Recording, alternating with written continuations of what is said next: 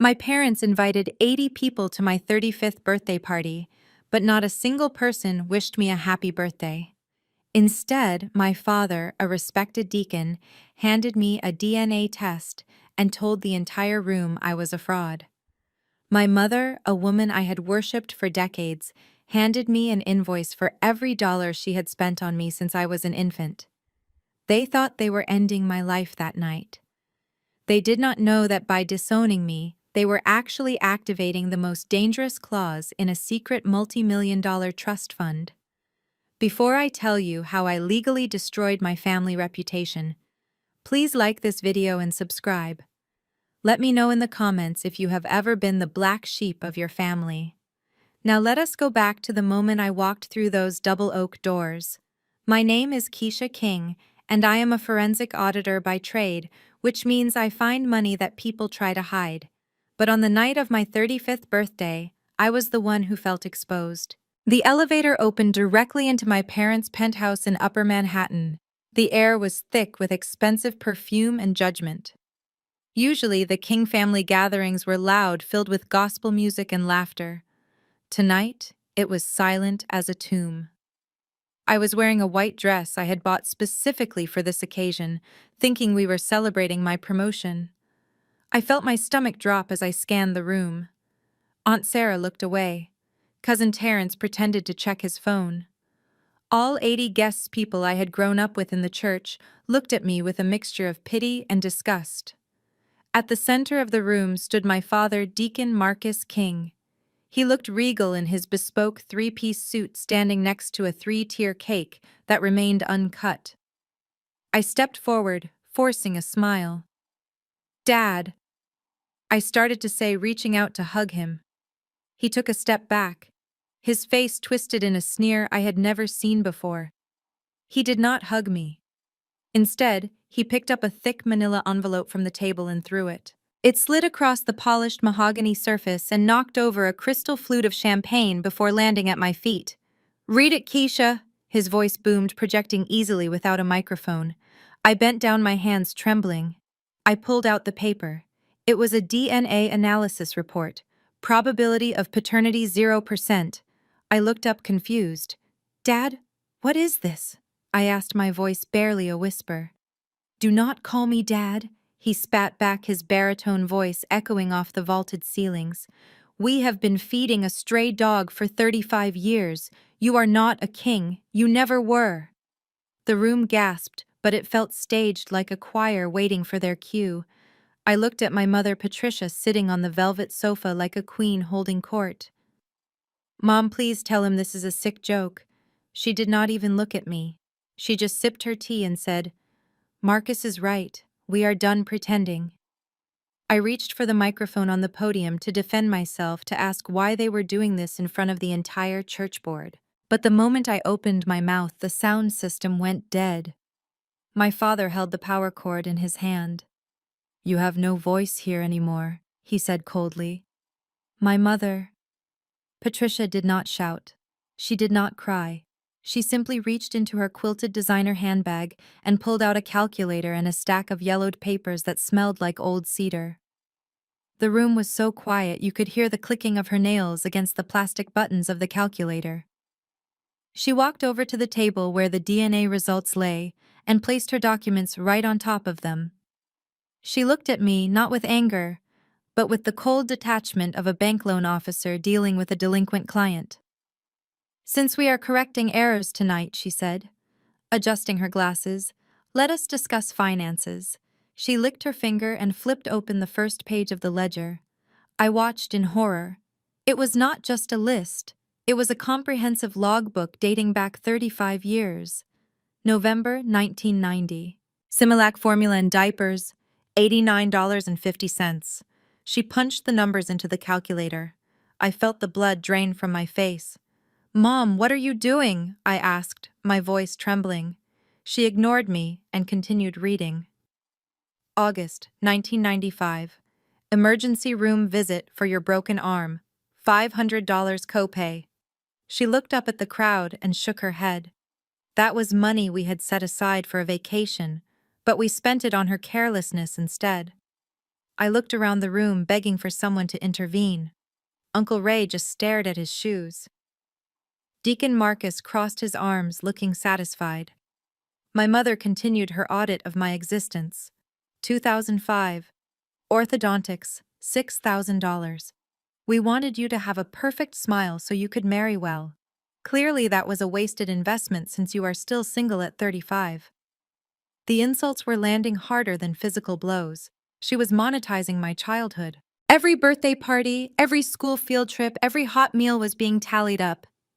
I realized then that I had never been a daughter to her. I was an asset class, a stock that had failed to perform.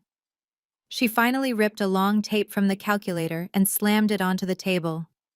The total comes to $345,000. Since you are not blood-related, we are reclassifying these expenses from parental obligation to a personal loan. She pulled a pen from her pocket and slid a document toward me. It was a promissory note. It was already typed up and notarized. I stared at the paper. "You want me to pay you back for raising me?" I whispered. Patricia leaned in close, so only I could hear her, but the silence in the room carried her voice to every corner. "We invested in you, Keisha. We gave you a name. We gave you a roof. We expected a return on that investment in the form of a legacy. But you are defective goods. Consider this a recall. Sign the paper or we will sue you for fraud." I looked at the pen. I looked at the woman who I thought loved me. My forensic auditor brain kicked in. I saw the numbers on the page, but for the first time I did not see a debt. I saw evidence. I saw a paper trail of their greed, but I knew I had to play the game before I could win it.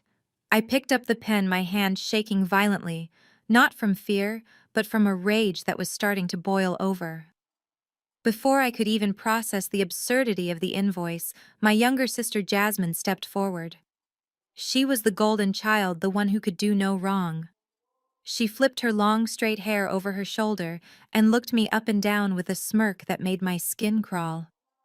She was wearing a dress that cost more than most people make in a month, paid for by the parents who just claimed they were broke because of me. Jasmine linked her arm through her husband's and let out a laugh that sounded like shattering glass. "I always knew something was off," she said, her voice dripping with fake sympathy. "I used to ask Mom why you were so dark compared to us, why your hair was so difficult to manage while mine was so silky. We just thought you were an unfortunate throwback to some distant ancestor. But this makes so much more sense. You are not just different, Keisha. You are a biological error in our perfect lineage." She looked at her husband Kyle, a man whose only contribution to the family was his credit card debt, and smiled. "At least now we do not have to pretend to like you at holidays." Kyle took that as his cue.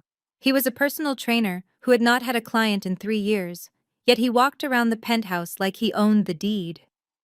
He stepped toward me, his eyes locked on the Mercedes key fob resting on the table next to my untouched cake. I saw the greed in his eyes. He did not care about the DNA or the family honor. He cared about the assets. He reached out and snatched the keys before I could react. "I will take these," he said, tossing the fob in the air and catching it. "This car is registered to the King family estate, right? Since you are no longer a king, that makes this car stolen property. I am performing a citizen's confiscation." I stood up, my chair scraping loudly against the floor. "That car is in my name, Kyle," I said, my voice steady despite the adrenaline coursing through my veins. "I paid the down payment. I pay the insurance. Give it back." Kyle laughed and dangled the keys in front of my face like he was teasing a dog. "You paid with money you earned because of the education my in-laws gave you, therefore it is fruit of the poisonous tree. Besides, Jasmine and I need an upgrade. The Rover is in the shop again. Consider this your final contribution to the family you leached off of for 3 decades. Now get out before I call the police and have you arrested for trespassing." He turned his back to me, dismissing me as if I were nothing more than the help. I looked at my parents, expecting them to stop this highway robbery. My father just poured himself another glass of wine. My mother was busy adding the cost of the party to my invoice. I was alone. Completely and utterly alone. Or so they thought. I checked my watch. The recording light was blinking steady and red. They had just confessed to grand larceny on tape. I turned away from Kyle and his stolen victory, looking desperately for a lifeline. Surely someone in this room saw the insanity of the situation. There were 80 people here. People who had watched me grow up. People whose children I had tutored. People whose taxes I had helped file for free. I locked eyes with Aunt Sarah. She was my mother's younger sister, and the one person who had always wiped my tears when I was a child. Aunt Sarah, I pleaded, stepping toward her with my hands open. You know this isn't right. You know how hard I work. The woman who had taught me how to bake peach cobbler recoiled as if I were contagious. She actually took a step back, pulling her expensive silk shawl tighter around her shoulders. Do not touch me, she hissed, her voice dripping with venom. To think we welcomed a thief into our bloodline. Your mother told us everything, Keisha. How you manipulated their accounts. How you lied about your salary. You should be in jail, not at a party. My heart shattered, but I had one last hope. Pastor Jones. He had baptized me when I was 12. He had written my letter of recommendation for college. He was a man of God. He would care about the truth. Pastor Jones, please, I said, my voice cracking. You know me. You know I would never steal. He adjusted his clerical collar and refused to meet my gaze. He looked at the floor as if the pattern on the rug was more important than my soul. The Bible speaks clearly about honoring thy father and mother, Keisha, he preached to the floorboards. You have brought shame upon this house and upon this congregation. I suggest you repent. The whispers started then. At first it was a low hum, but it quickly grew into a roar of judgment. I heard the words floating through the air like toxic spores. Ungrateful, deceitful, bad seed, only wanted their money. I realized then that this was not a spur-of-the-moment fight. This was a premeditated execution of my character. My parents had spent weeks poisoning the well. They had told every aunt, uncle, and family friend a fabricated story about me being a financial predator. They had turned the entire village against the child they raised. I stood in the center of the room, surrounded by 80 enemies. There was no love here. There was no family. There was only a mob waiting for the signal to stone me. My father did not even have to speak to the building security. He simply snapped his fingers the way one summons a waiter at a crowded restaurant. 2 large men in uniform stepped forward. I knew them. I had tipped them $500 every Christmas. I had asked about their children and remembered their birthdays. But tonight they looked at me like I was a stranger who had crashed a private event. Ms. King, you need to leave now, one of them said, his hand hovering near his belt. I looked at my mother one last time. She was already laughing at something the pastor said, completely unbothered by the fact that her daughter was being escorted out like a criminal. I did not resist. There was no dignity in screaming. I let them guide me to the elevator, the heavy oak doors of the penthouse slamming shut with a finality that echoed in my chest. The ride down to the lobby was silent and suffocating. When the metal doors parted, the concierge looked up in surprise. Leaving so soon, Miss Keisha, he asked. It is pouring out there. He was right. Through the glass revolving doors, I could see the city was being battered by a storm. The rain was coming down in sheets, gray and unrelenting. I walked out of the building with nothing but the clutch in my hand and the ruined dress on my back. The moment I stepped onto the sidewalk, the freezing rain soaked me to the bone. My hair plastered to my face and my expensive heels slipped on the wet pavement. I shivered uncontrollably, but I did not move. I just stood there in the dark while taxis splashed dirty water onto my legs. I turned around and looked up. Way up on the 45th floor, the penthouse windows were glowing with a warm golden light. I could see the silhouettes of the people I had loved moving around. They were eating my birthday cake. They were drinking wine paid for by the credit line I had set up. They were celebrating my erasure. To a passerby, I must have looked pathetic. A woman cast out into the storm, humiliated and broken. A tragic figure in a wet white dress. But the cold rain did something unexpected. It did not break me. It woke me up. It washed away the guilt I had carried for 35 years. It washed away the need for their approval. It washed away the daughter who just wanted to be loved. I wiped the water from my eyes and felt a strange calm settle over me. I did not shed a single tear. Tears are for people who have lost something valuable, and I realized I had lost absolutely nothing of value tonight. I reached into my clutch and pulled out my phone. The screen glowed bright in the darkness. I saw the notification. Audio upload complete. Secure backup. Successful. A small, cold smile touched my lips. I looked up at that glowing window one last time. Enjoy the warmth while it lasts. Mother, I whispered into the storm, because I am about to freeze your assets harder than this rain. I tapped the screen and opened my encrypted workspace. It was time to stop being Keisha the scapegoat and start being Keisha the auditor. The game had officially begun. I spent the night in a budget motel that smelled like stale cigarettes and regret. My designer dress was ruined and I had not eaten in 24 hours. The first order of business was to get coffee and a fresh change of clothes so I could go into my office and figure out my next move. I walked into a coffee shop on 3rd Avenue. I ordered a black coffee and a bagel. When I tapped my platinum card against the reader, it let out a harsh beep. Declined. I frowned and tried again. Declined. The barista looked at me with pity. Maybe you have another card, she suggested. I pulled out my backup debit card. Declined. Insufficient funds. A cold sweat broke out on the back of my neck.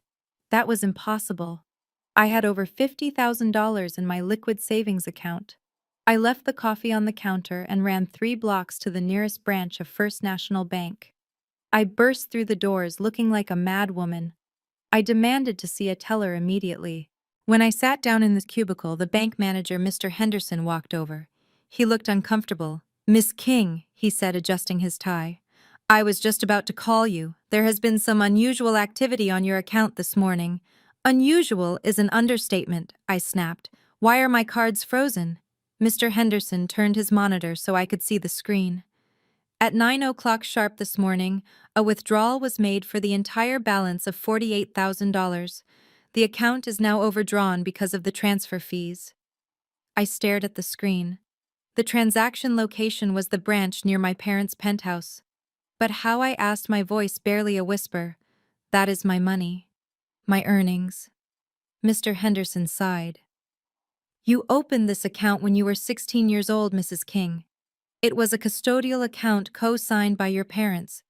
Technically, the names on the account are Marcus King, Patricia King, and Keisha King.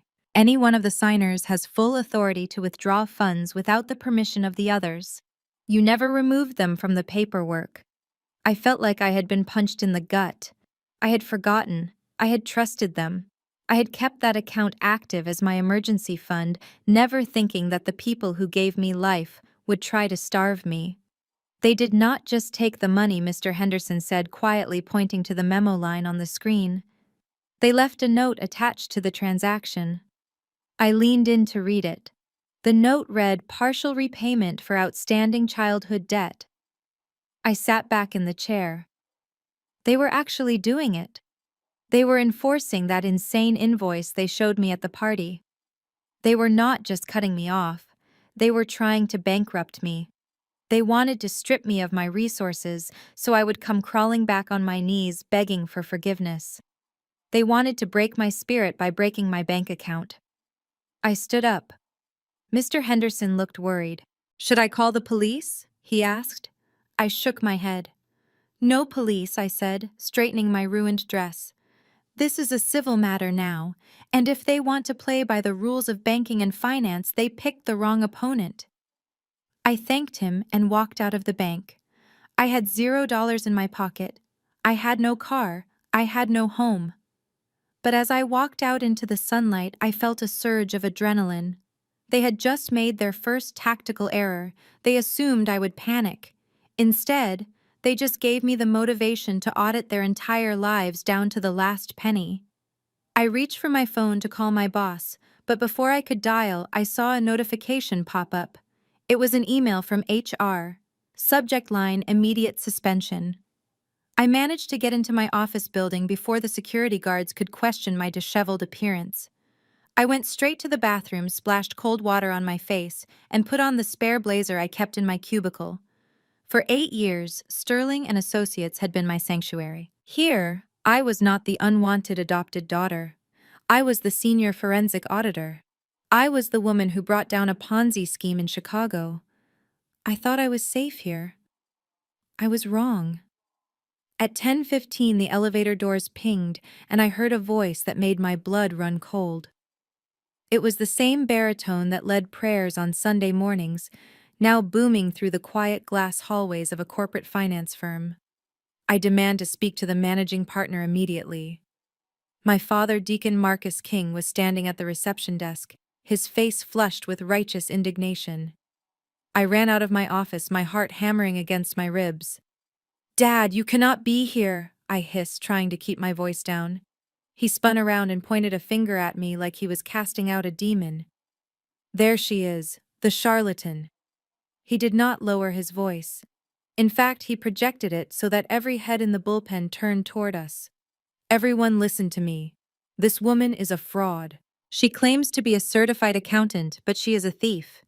She has been embezzling money from her own family for decades." I felt the floor sway beneath me. In my line of work, integrity is currency. An accusation of fraud is a death sentence for a career. Mr. Sterling, the managing partner, stepped out of his corner office. He was a man who hated noise and hated drama even more. "What is the meaning of this?" he asked, his voice cutting through the tension. Marcus straightened his suit jacket, attempting to look like the respectable community leader he pretended to be. "Sir, I am Deacon King. I am here to warn you. You are harboring a criminal. My daughter, or rather the woman I unfortunately raised, has falsified her credentials. She stole $48,000 from our family accounts just this morning. She is a liability to your firm, and you need to terminate her immediately before she steals from your clients." I stood there, unable to breathe. He was twisting the truth so effectively. He was the one who stole the money, but he struck first. Mr. Sterling looked at me, his eyes hard. "Keisha, is this true?" I opened my mouth to defend myself, to scream that he was lying, but I saw the look in my father's eyes. He wanted me to make a scene. He wanted me to look unstable. If I screamed, I lost. I swallowed the bile rising in my throat. "Mr. Sterling, this is a personal family dispute regarding a shared trust account," I said, forcing my voice to remain steady. "My father is upset because I am establishing financial independence. There has been no theft and my credentials are valid. Please forgive this disruption. It will not happen again." Security arrived, then 2 large men flanking my father. Marcus sneered at me. "You think you are clever, Keisha. You have nothing without us. Nothing." As they escorted him out, Mr. Sterling turned to me. He did not look sympathetic. He looked annoyed. "We handle billions of dollars for high-profile clients, Keisha. We cannot have lunatics screaming about embezzlement in our lobby. Fix this. If I hear one more whisper about your personal finances affecting this firm, you are done. Do I make myself clear?" "Yes, sir," I whispered. He walked back into his office and shut the door. I walked back to my desk, my hands trembling. They had frozen my bank account. Now they were trying to kill my career. I looked at my computer screen. The audit software was open. I pulled up my parents' tax returns from 3 years ago. If they wanted to talk about embezzlement, I decided it was time to show them what a real investigation looked like. After the humiliation at the office, I drove straight to my sanctuary. My penthouse in downtown Chicago was the one place where I felt in control. I had bought it 3 years ago with my own bonuses. I remembered the day I signed the papers. My credit score was perfect, but the bank suggested a co-signer to get a lower interest rate. I had foolishly asked my mother. She had signed the papers with a smile, saying she was happy to help me build my future. I never imagined that signature was a ticking time bomb. I stepped off the elevator on the 42nd floor, exhausting, but ready to collapse into my bed. I reached for my keys. The gold key slid into the lock smoothly, but it refused to turn. I frowned and jiggled it, thinking the mechanism was jammed. I tried again. Nothing. The lock had been changed. Panic began to rise in my chest. I pounded on the door. "Open up!" I yelled, thinking maybe a maintenance crew had made a mistake. The door swung open, but it was not a maintenance man. It was Kyle. My brother-in-law was wearing my silk bathrobe, the one I had bought in Italy. He was holding a glass of my vintage red wine and leaning against the doorframe with a smug grin that made my blood boil. "Can I help you?" he asked as if I were a solicitor. "Kyle." "Get out of my house," I demanded, trying to push past him. He didn't budge. He was a large man built from years of steroids and avoiding actual work. He blocked the entrance easily. "Your house?" He laughed, shaking his head.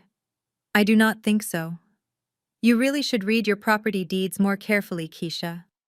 Your mother's name is on the title as a joint tenant with right of survivorship. She technically owns half this place. And as of this morning, she signed a quit-claim deed gifting her 50% share and exclusive residency rights to me and Jasmine."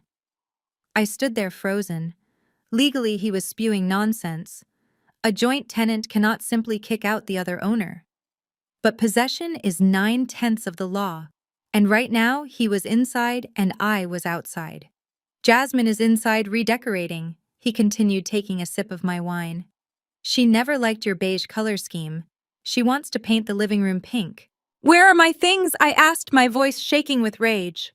Kyle stepped back and kicked a large suitcase that was sitting in the foyer. It slid across the marble floor and stopped at my feet. "We packed the essentials for you." Jasmine kept the designer bags and the jewelry, obviously. "Consider it payment for the emotional distress you caused the family yesterday." He looked at the elevator and then at the emergency stairwell door. "Oh, and since you are no longer a resident, I had the concierge deactivate your fob. You cannot use the elevator." He grabbed the handle of my suitcase and dragged it to the stairwell door. He kicked the door open and shoved my luggage hard. I watched in horror as my suitcase tumbled down the concrete steps, banging against the metal railings with a deafening crash. It burst open 3 flights down, scattering my clothes everywhere. "You can collect your trash on your way out," Kyle said, dusting off his hands. "Do not come back, Keisha. Next time I will call the cops and tell them an intruder is harassing my wife." He slammed the heavy penthouse door in my face. The sound of the deadbolt sliding home echoed in the hallway. I was locked out of the life I had built. I walked to the stairwell and looked down at my scattered belongings. I did not run down to gather them. Instead, I pulled out my phone and took a photo of the closed door, and then a photo of the suitcase at the bottom of the stairs. Illegal eviction, theft of property, harassment. The list of charges was growing. I started the long walk down 42 flights of stairs. With every step, I planned their destruction. I stared at the pile of my belongings scattered across the concrete floor of the stairwell landing. My silk blouses were torn and my shoes were scuffed, but I did not care about the fashion. My eyes frantically searched for one specific item: my silver MacBook Pro. It was not there. A cold wave of panic washed over me that was far worse than the fear of being homeless. That laptop contained encrypted audit files for 3 Fortune 500 companies.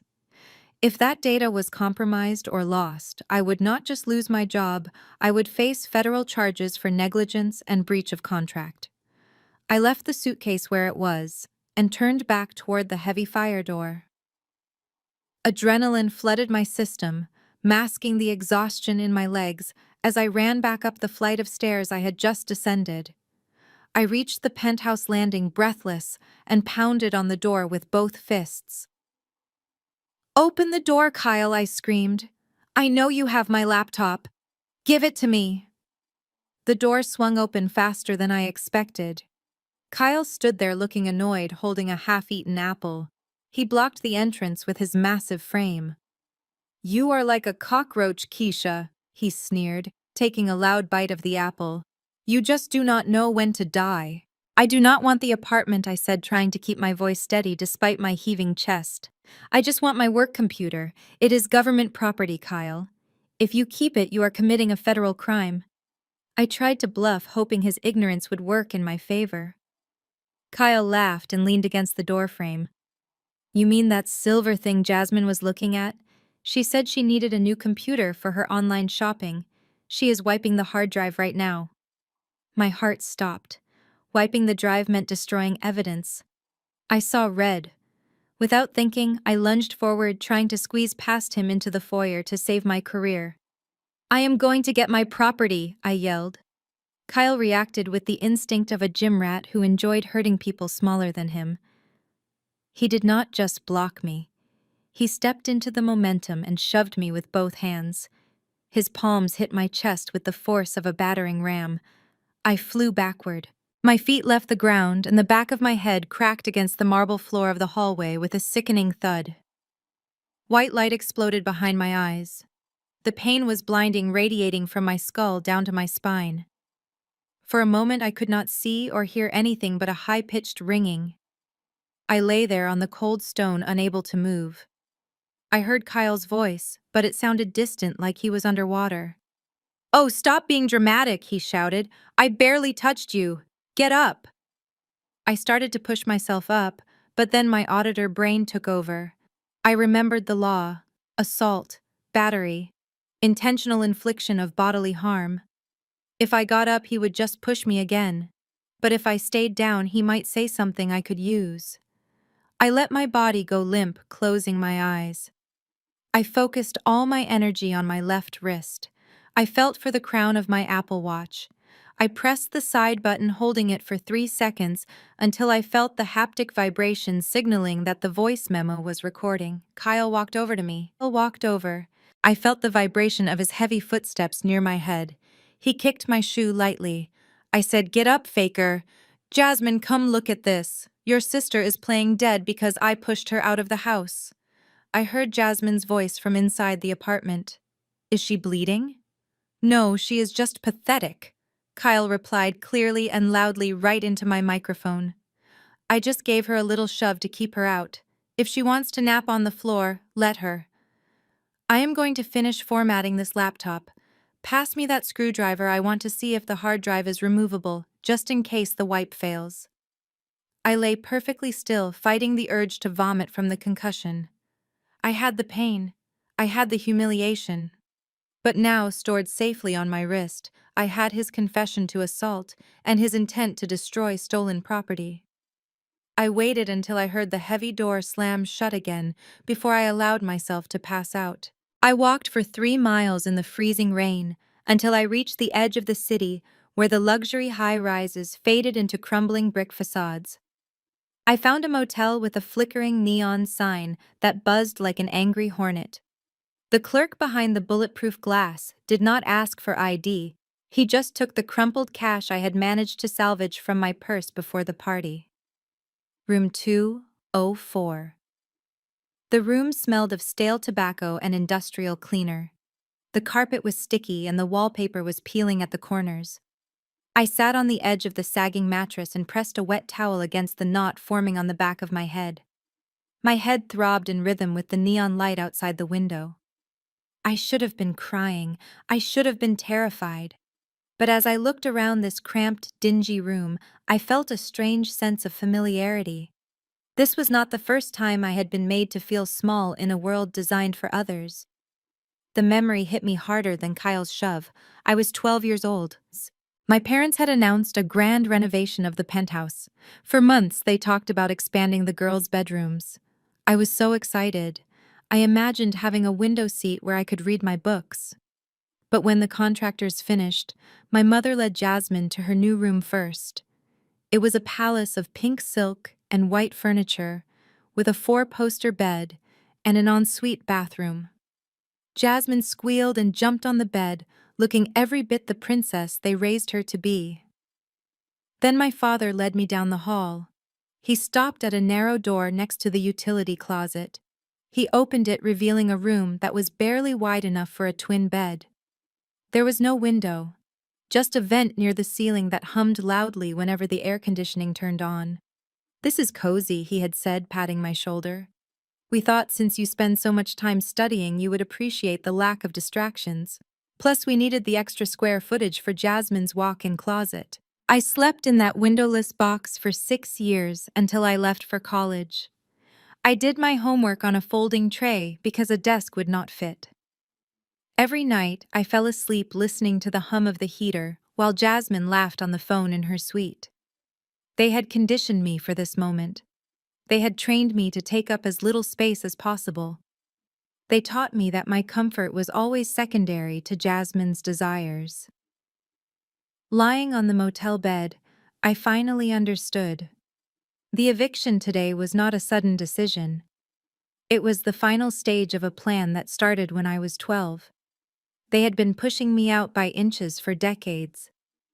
Today they just finally shoved me all the way out the door. I touched the cold screen of my Apple Watch. I replayed the recording of Kyle admitting to the assault. I listened to it once, twice, 3 times. The anger that had been simmering in my gut for 20 years finally solidified into something cold and hard. They thought sending me to this motel would break me. They forgot that I learned how to survive in the dark a long time ago. I pulled the thin, scratchy blanket up to my chin. For the first time in my life, I slept soundly. I had work to do in the morning. The morning sun filtered through the grimy curtains of the motel room, illuminating the dust motes dancing in the stale air. I sat up feeling the dull throb in the back of my head where my skull had met the marble floor. My stomach rumbled a painful reminder that I had not eaten since the day before. I reached for my phone, my thumb hovering over the contacts list. I knew my parents were lost causes and Jasmine was the enemy, but surely not everyone in the King bloodline had turned against me. There were cousins I had babysat, aunts I had baked with, and uncles I had helped with their taxes. I decided to start with Uncle Ray. He was my father's younger brother, a man who always slipped me $20 when I was a kid and told me not to tell my dad. He was the black sheep before I took the title. I pressed call. The phone rang 4 times. I was about to hang up when he answered. His voice was not warm, it was tight and guarded. "What do you want, Keisha?" "Uncle Ray." "I need help," I said, my voice raspy from dehydration. "Mom and Dad kicked me out. Kyle hurt me. I have no money and nowhere to go. Can I just crash on your couch for a couple of days until I access my salary?" There was a long silence on the other end. Then Uncle Ray sighed a sound of disappointment that cut deeper than any scream. "Marcus called me last night, Keisha. He told us everything. He told us about the gambling debt. He told us how you drained their retirement accounts to pay off bookies. We are a respectable family. We do not harbor criminals." I sat there stunned. Gambling debt. That was the narrative they spun. It was brilliant in its cruelty. It explained where the money went, and it painted me as unstable and dangerous. "Ray, that is a lie," I pleaded. "You know I do not gamble. I am an auditor. I track money, I do not waste it." "Save your stories for the police," Uncle Ray snapped. "Do not call this number again, or I will report you for harassment." The line went dead.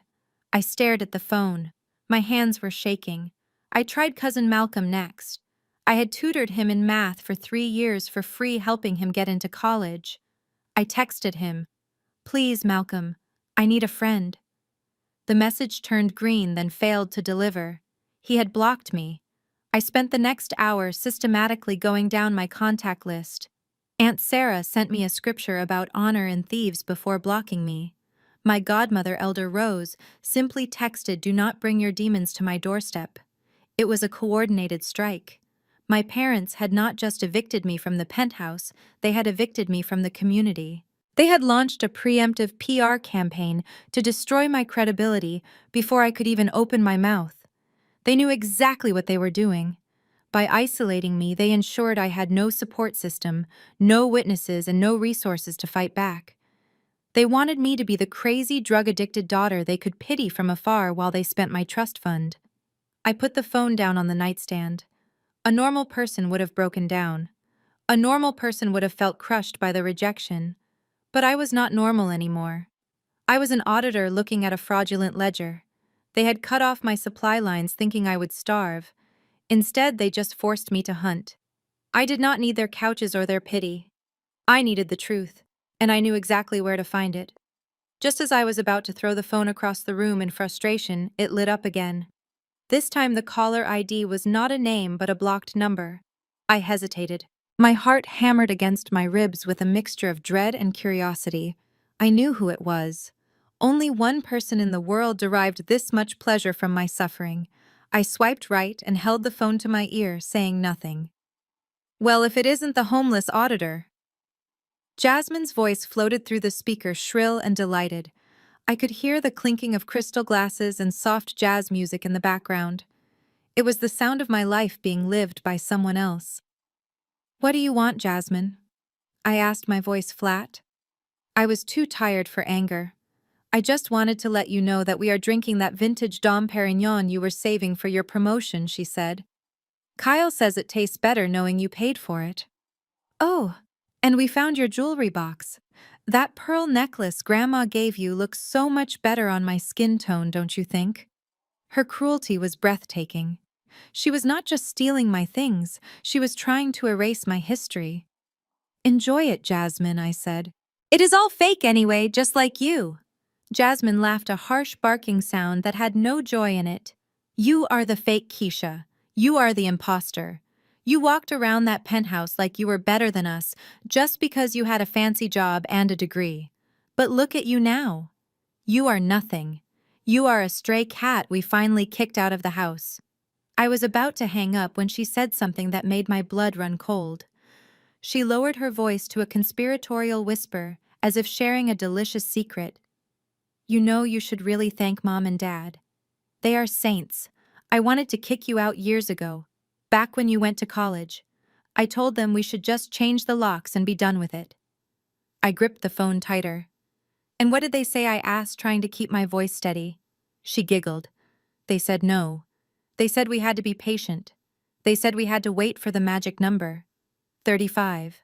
They said we could not touch a hair on your head until the clock struck midnight on your 35th birthday. Something about legal safety. God, it was so annoying waiting this long, but seeing you in that wet dress last night made it all worth it." My breath hitched. 35. That was not a random age. That was not about emotional readiness. That was a deadline, a specific legal milestone. Why would they need to wait until I was exactly 35 to disown me? "Why 35, Jasmine?" I pushed, hoping she would slip up again. "What happens at 35? Who cares?" she scoffed, losing interest now that she had delivered her insult.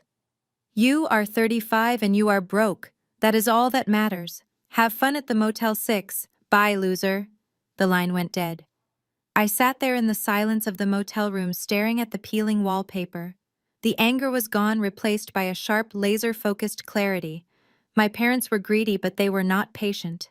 They would never have tolerated me for an extra decade unless they absolutely had to. Waiting until my 35th birthday was not a parenting choice. It was a requirement.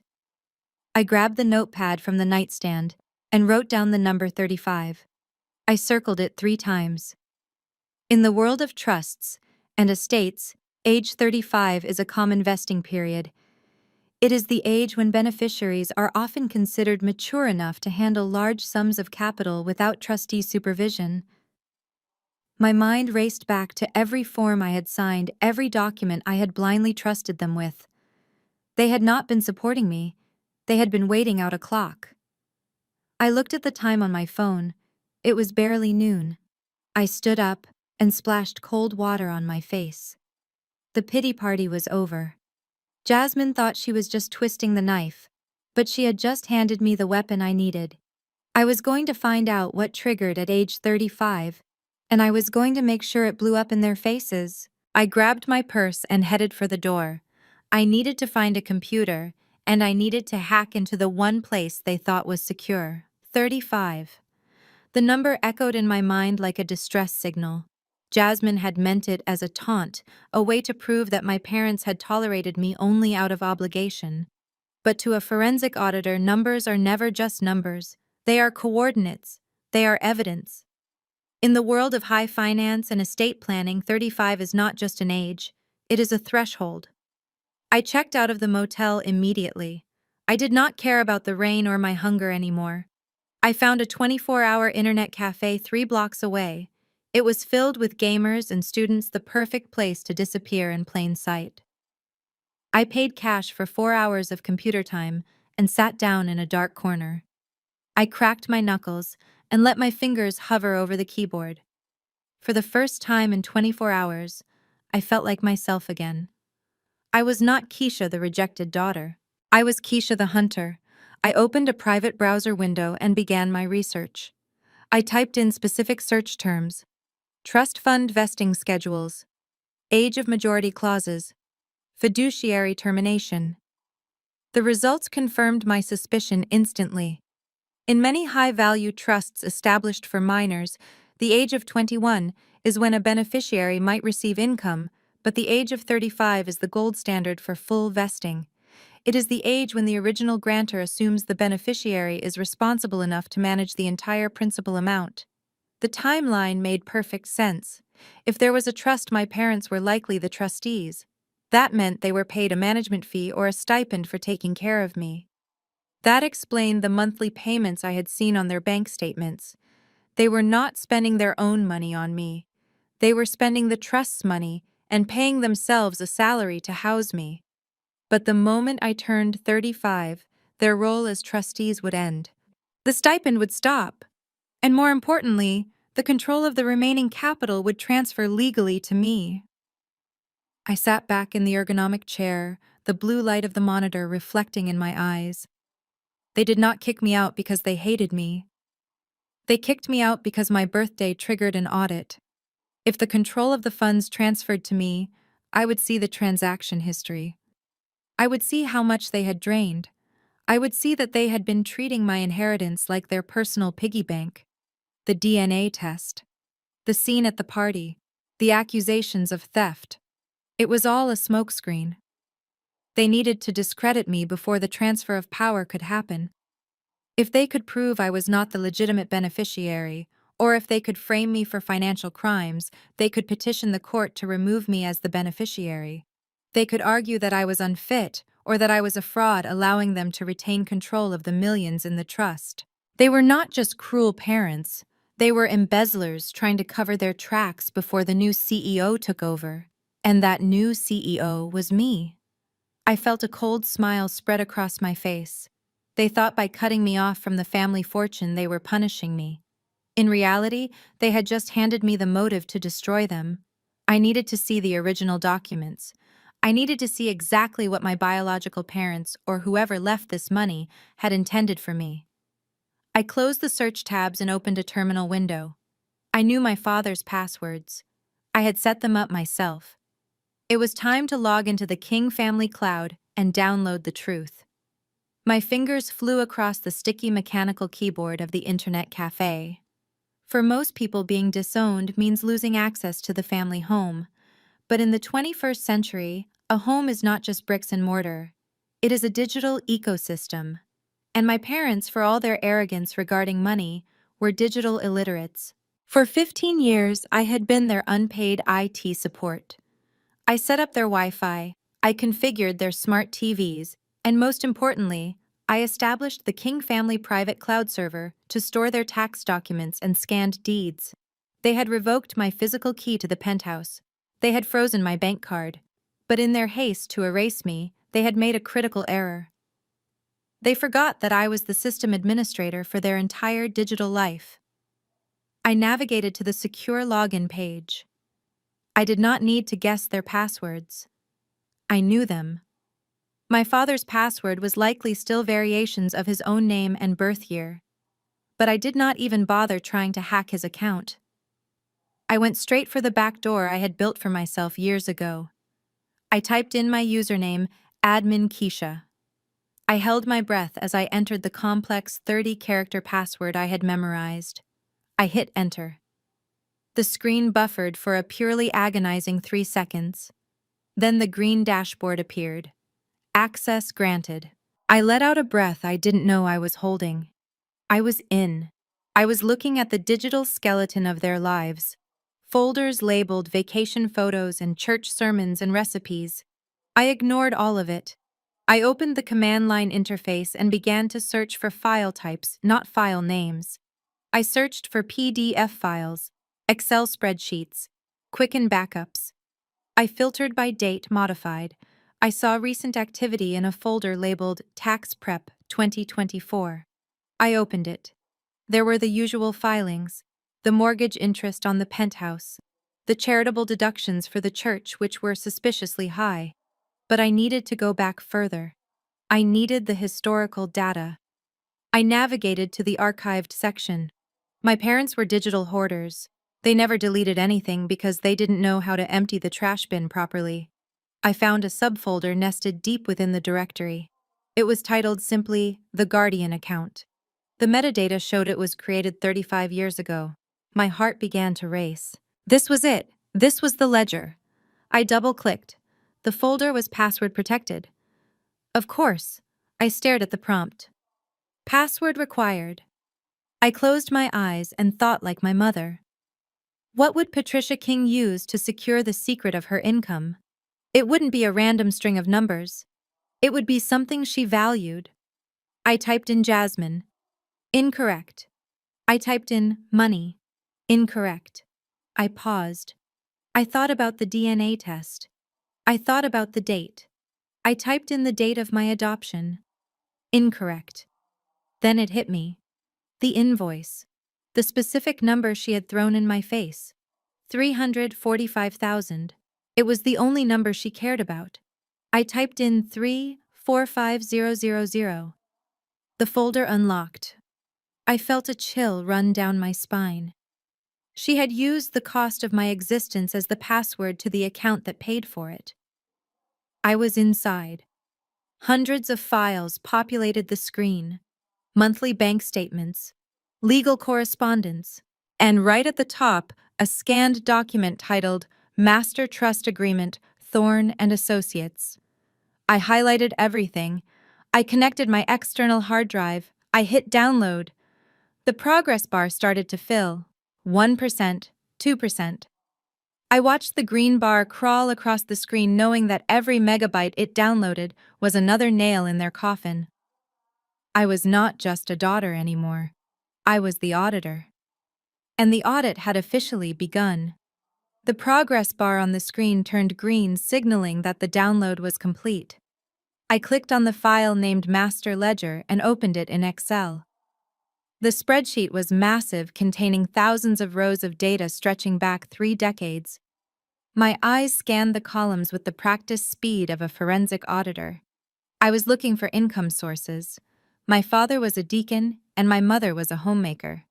Their reported tax income was modest, yet they lived in a penthouse and drove luxury cars. I always assumed they were just good at investing. I was wrong. I scrolled to the very bottom of the sheet to the year I was born. There it was. The first entry dated 1 month after my adoption. A deposit of $5,000. The source was listed simply as Thorne Trust. The memo line read, Care and Maintenance of Minor Child K. King. I scrolled up. The entry repeated the next month, and the next. For 35 years without missing a single payment, that $5,000 deposit hit their account on the first of every month. I pulled out my phone calculator. $5,000 a month times 12 months is $60,000 a year. Multiplied by 35 years, that is $2.1 million. My breath caught in my throat. My biological parents or whoever established this trust had not abandoned me empty-handed. They had sent a small fortune to ensure I was cared for. I looked at the invoice my mother had thrown at me the night before. She claimed she had spent $345,000 on me over my entire life. She called it a debt. I looked back at the spreadsheet. If they received $2.1 million and only spent $300,000 on my actual care, that meant there was a surplus of nearly $1.8 million. The realization hit me like a physical blow. I was not a financial burden to the King family. I was their employer. I was their cash cow.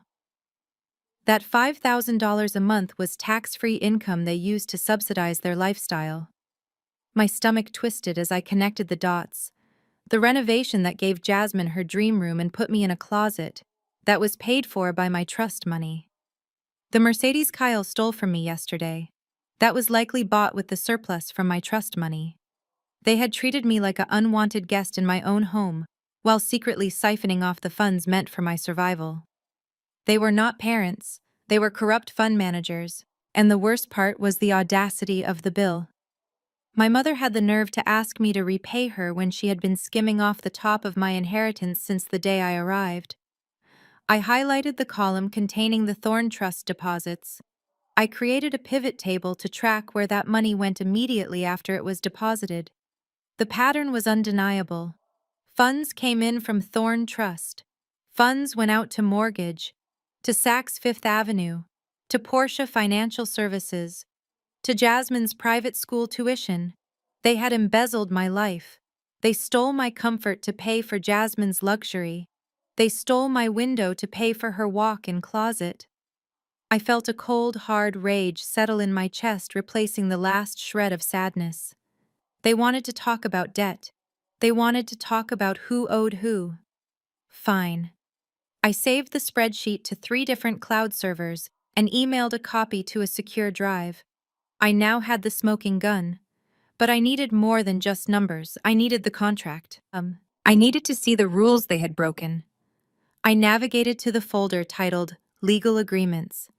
If they were paid to care for me, there had to be a contract stipulating what would happen if they failed. And based on last night, they had failed spectacularly. I minimized the spreadsheet containing the financial evidence and navigated back to the main directory. Numbers tell you what happened, but correspondence tells you why. I needed to see the intent. I opened a folder labeled Agency Correspondence dated 35 years ago. It contained scanned copies of letters and archived emails from the adoption agency that had placed me with the Kings. I expected to see letters filled with longing. I expected to read emails where my mother asked about my health, or where my father asked if I was a happy baby. I wanted to believe that even if they loved money, they also wanted a child. I was wrong. The first email I opened was dated June 12, 1989. The subject line was simply candidate selection. It was from the agency caseworker to my parents. It read, Dear Mr. and Mrs. King, we have 3 infants currently available for placement. Candidate A is a healthy male 6 months old. Candidate B is a female 3 months old, state subsidy eligible. Candidate C is a female 2 weeks old private trust beneficiary. Please let us know which profile you would like to review further. My hand hovered over the mouse. I clicked on my father's reply sent just 4 minutes later. He did not ask for photos. He did not ask about family medical history. His email was 1 sentence long. Please send the financial prospectus for candidate C. I felt bile rise in my throat. They were not looking for a daughter. They were shopping for an asset. I opened the next email in the chain. The agency had sent over the details of the Thorn Trust outlining the monthly stipend of $5,000. My father's response to this email was enthusiastic. He wrote, The terms are acceptable. We are willing to proceed with the acquisition of candidate C, provided the monthly disbursement is guaranteed until the age of majority. Acquisition. He used the word acquisition, like I was a used car or a rental property. I sat back in the dark internet cafe and covered my mouth to keep from screaming. I scrolled through the rest of the thread. There was a moment where the agency mentioned I had a slight heart murmur as a newborn. My mother Patricia replied to that one. Does this condition affect the insurance premiums or the stipend amount? When the agency assured her it did not, she replied simply, Fine. When can we pick it up? It. Not her. It. They had chosen me specifically because I came with a paycheck attached. The other babies, candidate A and candidate B, were rejected because they were bad investments. I was the high-yield bond they decided to add to their portfolio. The realization hit me harder than the physical blow from Kyle. My entire identity as their daughter was a lie. Every hug, every family photo, every birthday party was just them maintaining their investment property. I looked at the screen through blurred vision. The anger that had been fueling me shifted into something colder and more dangerous. They had dehumanized me. They had reduced my existence to a monthly deposit. Well, if they wanted to treat this like a business transaction, I would oblige them. I was the auditor, and I had just found the evidence of a fraudulent merger. I saved the emails to my secure drive. I had the money trail. I had the motive. Now I just needed the kill switch. I opened the folder titled Legal Wills. It was time to see exactly what rights I had that they were trying so desperately to hide. I clicked on the file named Last Will and Testament.pdf. The document opened slowly, revealing scans of paper that had yellowed with age. The date at the top was 1989, just 2 weeks before I was born. I scanned the names of the grantors. They were redacted in this copy, likely by my father years ago, to keep me from ever finding my biological roots. But he had been careless with the financial details. He had left the numbers and the clauses fully visible because he never imagined I would be sitting in a dark internet cafe hacking his cloud server. I scrolled past the standard legal jargon about burial rights and executor appointments. I was looking for one thing: the distribution of assets.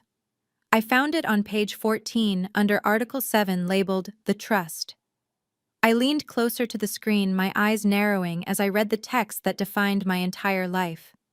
The text read as follows: The sum of $2 million shall be placed in an interest-bearing blind trust for the benefit of the minor child. The appointed guardians shall receive a monthly stipend for the care of said child. However, the guardians shall have no claim to the principal balance. I did the math in my head. $2 million invested conservatively over 35 years with compound interest. The value today would be massive. And then I saw it. The clause that explained everything. The clause that explained the DNA test, the eviction, the sudden cruelty. It was Clause 9, Section B, titled Termination of Guardianship and Transfer of Control. It stated clearly in bold type: Upon the 35th birthday of the beneficiary, the guardianship shall dissolve immediately. Full legal control of the trust, including the principal balance and all accrued interest currently projected to exceed $5 million, shall transfer solely and irrevocably to the beneficiary. $5 million. The number rang in my ears. My parents were not just stealing a monthly stipend. They were terrified of losing access to a $5 million empire. For 35 years they had lived like royalty, using the interest from my money. But today, on my birthday, the free ride was legally supposed to end. They were supposed to hand over the keys to the kingdom, but they had a plan. I read the next paragraph. In the event that the beneficiary is deceased, incapacitated, or declared legally unfit to manage the estate, the guardians may petition the court to retain control of the trust for an additional 10 years. That was it. That was the smoking gun. They did not just want me out of the house. They needed me to be unfit. That is why they staged the scene at the party. That is why they accused me of gambling. That is why they tried to provoke me into a public outburst. They were building a case to present to a judge. They wanted to say, "Look, Your Honor, our daughter is a fraud. She is unstable. She is a thief. You cannot give her $5 million. Let us keep it safe for her." I sat back in the chair and let out a laugh that sounded terrifying even to my own ears. They were not rich. I was rich. They were just the help who had gotten too comfortable living in the master's house, and they had made a fatal mistake. They thought I was just a scared little girl who would run away. They forgot that they had used my money to send me to the best business schools in the country. They paid for me to become the best forensic auditor in Chicago. And now I was going to use every skill they bought me to take back every single dime. I saved the document. I had the contract. Now I just needed to see the paperwork they were currently filing. I opened the folder marked Court Petitions Draft. I opened the document titled Emergency Petition Draft .docs. The header made my blood run cold. It was a petition for emergency conservatorship. I had read about these cases in the news where celebrities or elderly people were stripped of their rights by greedy relatives, but I never imagined my own name would be on the respondent line. I read the allegations my parents had drafted for the court. They were not just lies. They were a masterpiece of fiction designed to paint me as a danger to myself and others. Paragraph 1 stated that Keisha King has a history of erratic behavior and severe gambling addiction. Paragraph 2 claimed that I had suffered a psychotic break on the night of my 35th birthday and had fled the family home in a state of delusion.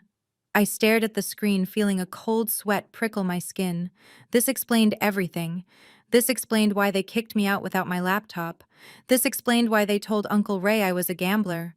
They were manufacturing a paper trail of instability. If a judge signed this order, my parents would be granted full legal control over my finances and my medical decisions. They would not just keep the $5 million. They would own me. They could force me into a facility.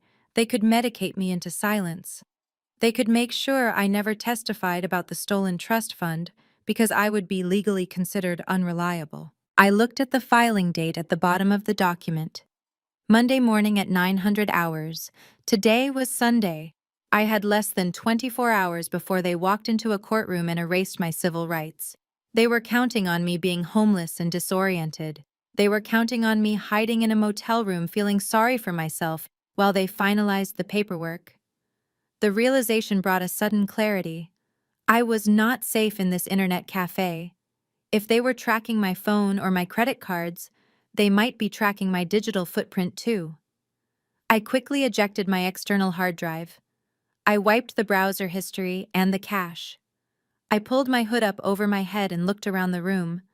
Every shadow looked like a threat. I needed help, but not from the police. The police would look at the conservatorship petition and see a concerned family trying to help a mentally ill daughter. I needed someone who understood the game my parents were playing. I needed someone who knew the original terms of the trust. I thought back to the trust document I had just read. The law firm listed as the trustee was Thorne and Associates. I quickly searched for their address on the Maps app. It was in an old part of the city in a building that had not been renovated since the 1920s. The firm was listed as permanently closed on the search engine, but the trust documents showed recent activity. Someone was still operating that account. I grabbed my bag and walked out of the internet cafe into the gray afternoon light. I had no car. I had very little cash, but I had the evidence that could send my parents to prison for 20 years. I started walking south toward the historic district. I was going to find this Lucius Thorne even if I had to break down his door. My parents wanted a crazy daughter. I decided I would show them exactly how crazy I could get when $5 million and my freedom were on the line. The GPS on my phone led me away from the glass and steel canyons of the financial district and into the skeletal remains of old Chicago. The address for Thorne and Associates was located in a neighborhood that gentrification had forgotten. The rain had turned into a cold drizzle that slicked the cobblestone streets, making the shadows stretch long and distorted against the brick facades. I pulled my coat tighter around myself. I was walking toward the unknown with nothing but a stolen digital ledger and a desperate hope that the man named in those documents was still alive. I stopped in front of a narrow 4-story brownstone sandwiched between a boarded-up electronics store and a vacant lot. It looked like a building that was holding its breath. The windows were dark, covered in decades of grime that turned the glass opaque. There was no doorman. There was no intercom system. Just a heavy wooden door with peeling black paint and a tarnished brass plaque screwed into the brickwork. I squinted to read the engraving. Lucius Thorne, attorney at law, established 1950. I pushed against the heavy door expecting it to be locked. To my surprise, it groaned open with a rusty protest revealing a dimly lit vestibule. The air inside smelled of old paper, damp wood, and silence. It was the smell of secrets that had been kept for too long. I shook the rain from my hair and looked at the directory on the wall. The white plastic letters were yellowed and missing in places. Thorne and Associates was listed on the 3rd floor. I bypassed the elevator, which had an out-of-order sign taped to it that looked like it had been there since the Reagan administration. I took the stairs. The wooden steps creaked under my weight, echoing through the empty stairwell like gunshots. With every floor I climbed, the air grew heavier. I was ascending into the past. My parents lived in a world of surface-level perfection, but this place felt like the engine room where the ugly machinery of their wealth had been manufactured. I reached the third-floor landing. There was only one door at the end of the long hallway. The light bulb overhead flickered with a nervous buzz, casting intermittent flashes of light on the frosted glass pane of the office door. Through the glass, I could see a faint glow. A lamp. Someone was inside. My heart hammered against my ribs. This was the moment. Behind that door lay the architect of my life. Was he a co-conspirator who had helped my parents steal from me, or was he a negligent old man who had fallen asleep at the wheel? I reached for the brass doorknob. It was cold to the touch. I hesitated for a fraction of a second, thinking about the safe, predictable life I had just 24 hours ago.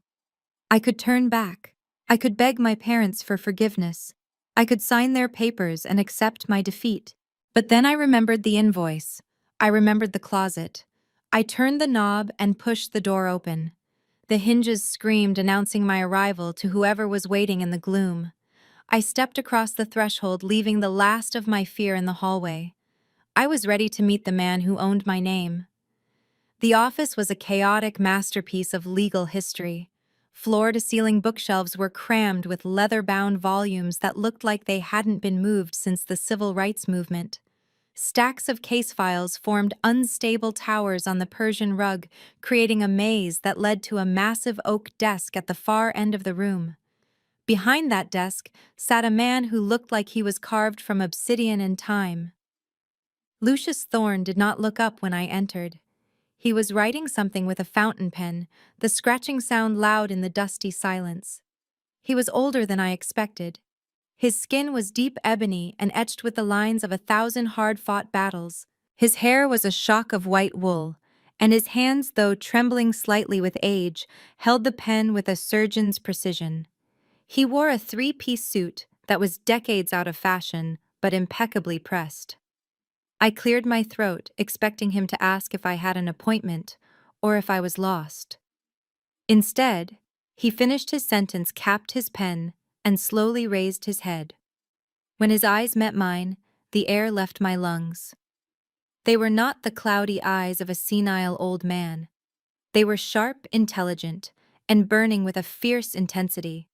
He looked at me, not with curiosity, but with recognition. He looked at my forehead, my nose, my chin, as if he were checking items off a list. "You have your father's stubborn jawline," he said, his voice a low, gravelly rumble that seemed to vibrate through the floorboards. "And your mother's eyes. I was beginning to worry you wouldn't find me in time. Happy birthday, Keisha." I stood frozen in the doorway. "How do you know who I am?" I asked, my hand gripping the strap of my bag. Lucius let out a dry chuckle and gestured to the leather chair opposite his desk. "I have known who you are since before you took your first breath, child. I drew up the papers that gave you to the kings. I set up the trust that fed them for 35 years. And I am the one who put the clause in the will that brought you here today. Sit down. You look like you have been through a war." I sank into the chair, feeling the weight of the last 24 hours crashing down on me. "You knew," I whispered. "You knew they were using me for the money. Why didn't you stop them? Why did you leave me there?" Lucius sighed, and for a moment he looked incredibly tired. "Because the law is a blunt instrument, Keisha. Your biological parents wanted you to have a normal upbringing, away from the burden of their wealth until you were ready. The kings were legally your guardians. Unless they physically harmed you, I had no authority to intervene. I could only watch the accounts. I could only make sure the checks cleared, but I saw the withdrawals. I saw the luxury cars and the tuition for the other child. I knew what they were doing. But I also knew that if I intervened too early, they would have fought me. They would have drained the trust in legal fees. So I waited. I waited for the clock to run out. He reached into a drawer and pulled out a fresh file folder. It was thick and labeled with my name in bold letters. But yesterday, the clock stopped. You are 35 now. You are no longer their ward. You are my client. And I have been preparing for this audit for 3 decades. He opened the file, revealing a stack of documents that mirrored the ones I had just hacked. But there was more. There were surveillance photos of my parents spending trust money. There were affidavits from former bank tellers. I am not just an administrator, Keisha, he said, leaning forward, his eyes locking onto mine. I am the cleaner. Your parents think they are about to file for conservatorship to keep their cash cow. What they don't know is that I have already drafted the countersuit. They want to play dirty. Good. I invented dirty. Are you ready to take back what is yours? Lucius slid the heavy leather-bound ledger across the desk. It landed with a thud that sounded like a gavel striking a block. He opened it to page 52, where the paper was so old it was nearly translucent. He pointed a manicured finger to a paragraph written in dense, archaic legal script. Clause 14, subsection C. Termination for cause. Read it aloud. I leaned over the desk, my eyes scanning the faded ink. It stated that if the guardians voluntarily relinquish their parental rights or publicly disavow the relationship with the beneficiary, all compensation received during the term of guardianship shall be considered null and void and must be returned to the trust immediately. I looked up at Lucius, confusing clouding my mind. But they didn't sign anything saying they disowned me. They just kicked me out. Lucius leaned back, steeping his fingers together. His smile was not kind. It was predatory. Your father thought he was being clever with that DNA test at the party. He thought by proving you were not a blood relative, he could shame you into silence and cut you out of the will. But in the eyes of this contract, he just signed a confession. By standing in front of 80 witnesses and declaring you are not his child, and then physically evicting you, he has violated the primary condition of the stipend. He was paid to be a parent. He just publicly resigned from the job. But here's the beautiful part, Keisha. Lucius continued, his eyes gleaming. The contract stipulates that in the event of such a breach, the guardians must repay all stipends received, plus a penalty interest rate of 7% compounded annually. Lucius pulled out an old-fashioned calculator. He punched in the numbers with a rhythmic intensity that sounded like gunfire. The principal amount they stole is $2.1 million. But with the penalty interest, the total debt they owe the trust as of this morning is just over $4.8 million. I gasped. The room seemed to spin. They don't have $4 million, I whispered. They spent it all. The penthouse. Jasmine's tuition, the cars. They are living paycheck to paycheck on my trust money. Lucius smiled, a shark-like grin that showed all his teeth. I know, which means we don't just sue them for the money. We liquidate them. We take the penthouse.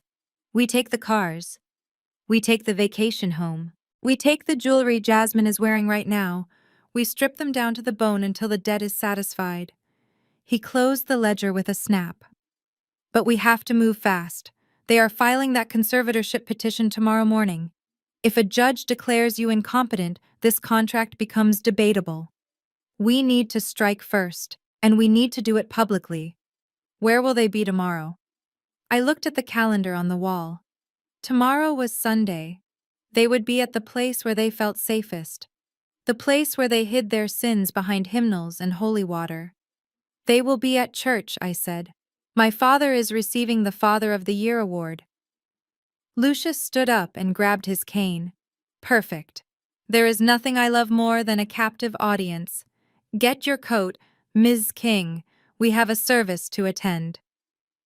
For the next 6 hours, Lucius and I transformed his dusty office into a war room. We did not speak about feelings or betrayal. We spoke in the language of statutes and precedents. Lucius worked on the legal filings, drafting an emergency motion for a writ of attachment, which would legally freeze every asset my parents owned the moment it was filed. His fountain pen scratched against the paper with a rhythmic intensity that sounded like a blade being sharpened. My task was the evidence presentation. In a courtroom, you rely on logic, but in the court of public opinion, you need spectacle. I knew the First Redeemer Church had recently installed massive LED screens behind the pulpit for their live streams. My father loved them because they magnified his face during sermons.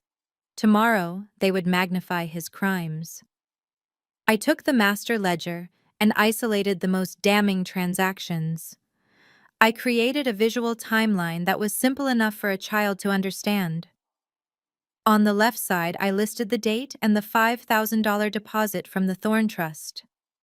On the right side, I listed where that money went on the same day. Cartier, BMW, Ritz-Carlton. I formatted these into high-resolution slides. I wanted the congregation to see exactly how their donations and my inheritance were being spent. Then I moved to the pièce de résistance, the multimedia evidence. I took the audio recording from my Apple Watch, where Kyle admitted to pushing me. During my hack of the family cloud earlier, I had also managed to access the backup logs from the penthouse's smart security system. The camera in the hallway had captured everything. I downloaded the grainy but undeniable footage of Kyle shoving me backward and Jasmine stepping over my body to laugh. I synchronized the crystal-clear audio from my watch with the video feed. The result was a terrifyingly clear movie of domestic abuse. I transferred everything onto an encrypted USB drive. It was small, cold, and silver. I held it in my palm, feeling its weight. This was not just data. This was a grenade. I looked at Lucius. He was stapling a thick stack of documents into a blue legal folder. "This is the ex parte order," he said, handing it to me. "We will serve this to them immediately after your presentation. It notifies them that they are being sued for breach of fiduciary duty and fraud. It also informs them that the sheriff is already on his way to secure the penthouse as evidence." I took the folder. My hands were steady. I looked at the clock on the wall. It was 3 in the morning. Sunday service started at 10. I walked over to the window and looked out at the sleeping city. Somewhere out there, my parents were sleeping soundly in silk sheets, bought with my money, dreaming of the applause they would receive tomorrow. They thought they had erased me. They thought I was crying in a motel room. They had no idea that I was coming for them, and I was bringing the apocalypse with me. Lucius stood up and put on his trench coat. "Go home and shower, Keisha. Wear your best suit. Tomorrow we are not just going to church, we are going to perform an exorcism." I nodded and put the USB drive in my pocket. I was ready. The victim was dead. The prosecutor had arrived. The organ music swelled, filling the cavernous sanctuary of the First Redeemer Church with a vibration that rattled the stained glass windows. 500 souls were packed into the polished oak pews, swaying to the rhythm of the gospel choir. The air was thick with the scent of lilies, floor wax, and expensive Sunday perfume. It was a place of worship, but for my parents it was a stage, and today was their greatest performance. I stood in the shadowed vestibule at the back of the nave, peering through the crack in the double doors. From this distance, I could see the back of my father's head. He was sitting in the center of the front pew, the seat reserved for the highest-ranking church officials. He was wearing a custom-tailored purple suit the color of royalty. Next to him, my mother Patricia sat with her back straight, her hands folded demurely in her lap. She was wearing a wide-brimmed hat that likely cost more than most of the congregation made in a month. To their left sat Jasmine. She looked bored, checking her reflection in her phone screen, but she was playing her part perfectly. I zoomed in with my phone camera. Glinting in the stage lights, I saw them. The diamond earrings. My diamond earrings. The ones my grandmother had left me in her will. Jasmine was wearing them to church like a trophy from a conquered enemy. The congregation looked at them with adoration. I saw Mrs. Gable, the choir director, leaning over to whisper something to my mother, likely a compliment on her devotion. I saw the ushers nodding respectfully at my father. These people believed the lie. They believed Marcus King was a pillar of the community, a self-made man who gave generously to the poor. They believed Patricia was a saint who had taken in a wayward orphan. They had no idea that the new roof on the church and the gold-plated collection plates were likely funded by the interest from my trust account. Beside me, Lucius Thorne adjusted his trench coat. He did not look like he belonged in this modern megachurch with its high-definition screens and concert lighting. He looked like an Old Testament prophet who had come to deliver a plague. "Are you ready?" he asked, his voice barely audible over the choir's crescendo. I looked at the family that had thrown me away. I looked at the people who had blocked my number and called me a thief. I felt a strange sense of calm.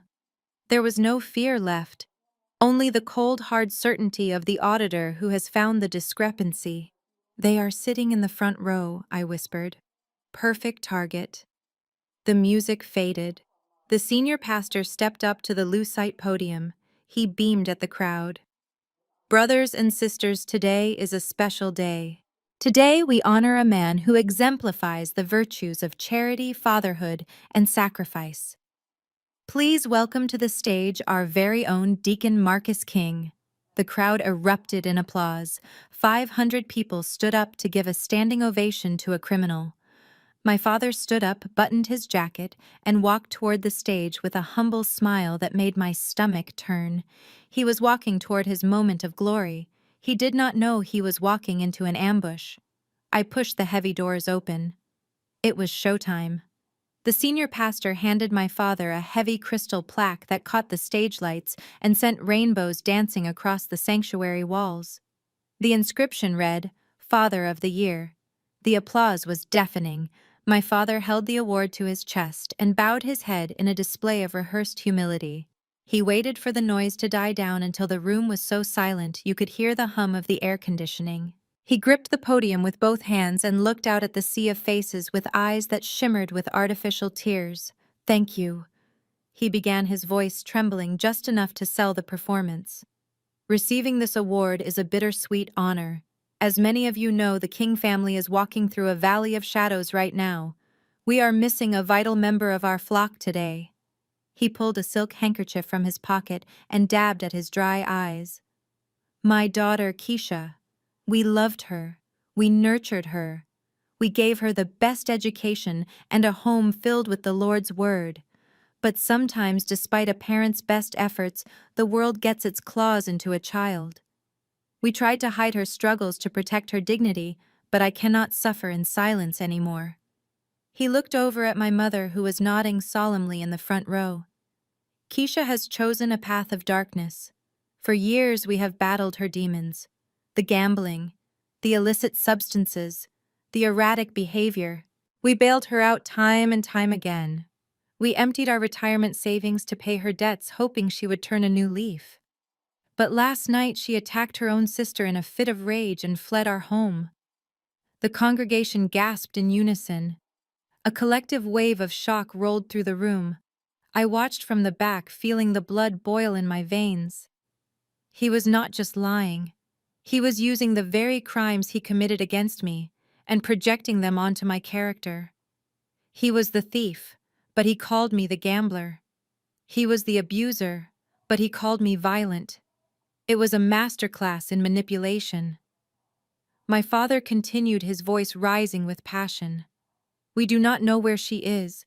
We fear for her safety. But we cannot let her destroy this family any longer. We have made the hard decision to practice tough love. We are asking for your prayers, not just for us, but for her lost soul. And we ask for your patience as we rebuild what she has broken." He lifted the plaque high in the air like a shield. "This award reminds me that even when we fail to save one sheep, we must keep shepherding the flock. Thank you for standing by us in this hour of trial." The crowd erupted again. People were weeping. Women were reaching out to touch my mother's hand as if she were a grieving widow. They bought it. Every single word. My father soaked in the adoration, a martyr in a $3,000 suit. He smiled a sad, brave smile and turned to leave the podium. He thought the show was over. He thought he had successfully buried my reputation under a mountain of lies. He had no idea that he had just delivered the opening monologue to his own funeral. I tightened my grip on the microphone I had swiped from the sound booth. It was time to rewrite the script. The heavy oak doors at the back of the sanctuary did not just open. I threw them wide with a force that sent a shockwave through the room. The massive hinges groaned and the doors slammed against the back walls with a sound like a gunshot. The applause died instantly. The organist froze with his hands hovering over the keys. 500 heads turned in unison. The silence that followed was heavy and suffocating. I stepped into the light. I was not wearing the ruined dress from the night before. I was wearing a pristine white tailored suit sharp enough to cut glass. It was the color of justice, the color of the truth they had tried to bury. I stood there for a heartbeat, letting them take it in. I was not the drug addict my father had described. I was not the unstable child. I was the senior forensic auditor, and I had come to balance the books. I began to walk down the center aisle. My heels clicked against the marble floor with a steady, rhythmic cadence. Click, click, click. It was the countdown to their destruction. The congregation parted as I passed. I saw the confusion in their eyes. They looked from the weeping father on stage to the powerful woman walking toward him. The narrative was cracking. I locked eyes with my father. The fake tears dried on his cheeks instantly. His mouth opened, but no sound came out. He looked at me as if I were a ghost rising from the grave to drag him down to hell. My mother, Patricia, clutched her pearl necklace so tightly I thought the string would snap. Jasmine dropped her phone. The arrogance was gone from their faces, replaced by pure, unadulterated terror. They knew. In that moment, they knew that the game was over. I stopped 10 feet from the stage, right in the center of the spotlight. I held the microphone to my lips. My voice did not shake. It rang out clear and cold, cutting through the humidity of the room. "You can put away the handkerchief, Dad," I said, my eyes boring into his. "I am not lost. And I am certainly not the one who needs saving today." Two burly deacons, who doubled as the church security team, stepped out from the side shadows to block the aisle. They were large men with crossed arms and earpieces, accustomed to handling hecklers or overzealous fans. They formed a wall of black polyester between me and the stage. "Sister, you need to sit down, or we will remove you," one of them grunted, reaching out a heavy hand to grab my arm. I did not flinch. I did not step back. I stopped moving and reached into the inner pocket of my white blazer. The movement was sharp and deliberate. The guards tensed, expecting a weapon. Instead, I pulled out my leather credential wallet and flipped it open in a smooth, practiced motion. The gold badge of a senior certified forensic auditor caught the stage lights and gleamed with official authority. "Touch me, and I will add witness intimidation and assault to the federal charges being filed against this family," I said. My voice was low, but it carried the weight of the law. "I am here to collect evidence for an active fraud investigation. Stand down." The guards hesitated. They looked at the badge, then at my father, then back at me. They were hired muscle, not legal scholars. They saw the word federal and the confidence in my eyes, and their resolve crumbled. Uncertainty is the auditor's greatest weapon. In that split second of hesitation, I walked right through the gap between them. I did not look back. I ascended the 3 carpeted steps to the pulpit. The wood creaked under my heels. My father stood rooted to the spot, clutching his Crystal Father of the Year award like a shield. Up close, the facade of the holy man completely dissolved. I could see the sweat beading on his upper lip and the terror in his eyes. He looked small. The giant who had dominated my childhood had shrunk into a frightened man who knew his ledger was finally being balanced. I stepped into his personal space. The smell of his expensive cologne mixed with the scent of fear. I reached out and took the microphone from his trembling hand. He did not resist. He was paralyzed by the sudden shift in power. I turned to face the congregation. 500 pairs of eyes were fixed on me, waiting for the explosion. The silence was absolute. That was a beautiful speech, Dad, I said, my voice booming through the state-of-the-art sound system. It was clear and steady without a hint of the hysteria he had claimed I possessed. Truly moving. You spoke so passionately about the burden of raising a wayward child. You spoke about the financial toll. You spoke about the sacrifices you made. I turned my head slowly to look him dead in the eye. The giant LED screens behind me projected my face 10 feet tall, magnifying my expression of cold judgment. But you left out a few line items from the balance sheet. You told them about the cost, but you forgot to mention the revenue. You forgot to tell them about the $5 million trust fund you have been draining for 35 years. You forgot to tell the rest of the story. I reached into the pocket of my white blazer and pulled out the silver USB drive. I did not ask for permission. I located the media port on the side of the digital pulpit and jammed the drive in. The massive LED screens behind me flickered. The image of the golden dove and the words Father of the Year dissolved into static. A heartbeat later, the screen resolved into a high-definition projection of a bank statement. The font was 10 feet tall. Every number was crisp and undeniable. I turned to look at the screen, pointing to the first column with a steady hand. You told this congregation that I drained your retirement accounts, Dad. You told them I was a burden. Let us look at the record. I tapped the screen. The image zoomed in on a recurring deposit. Here we see a monthly wire transfer of $5,000 from the Thorn Trust. The memo line clearly reads, "For the care of Keisha King." This money was legally designated for my food, my clothing, and my shelter. I turned back to the crowd. Did I see this money? Did I get a new room? Did I get a car? No. I swiped the screen. The slide changed.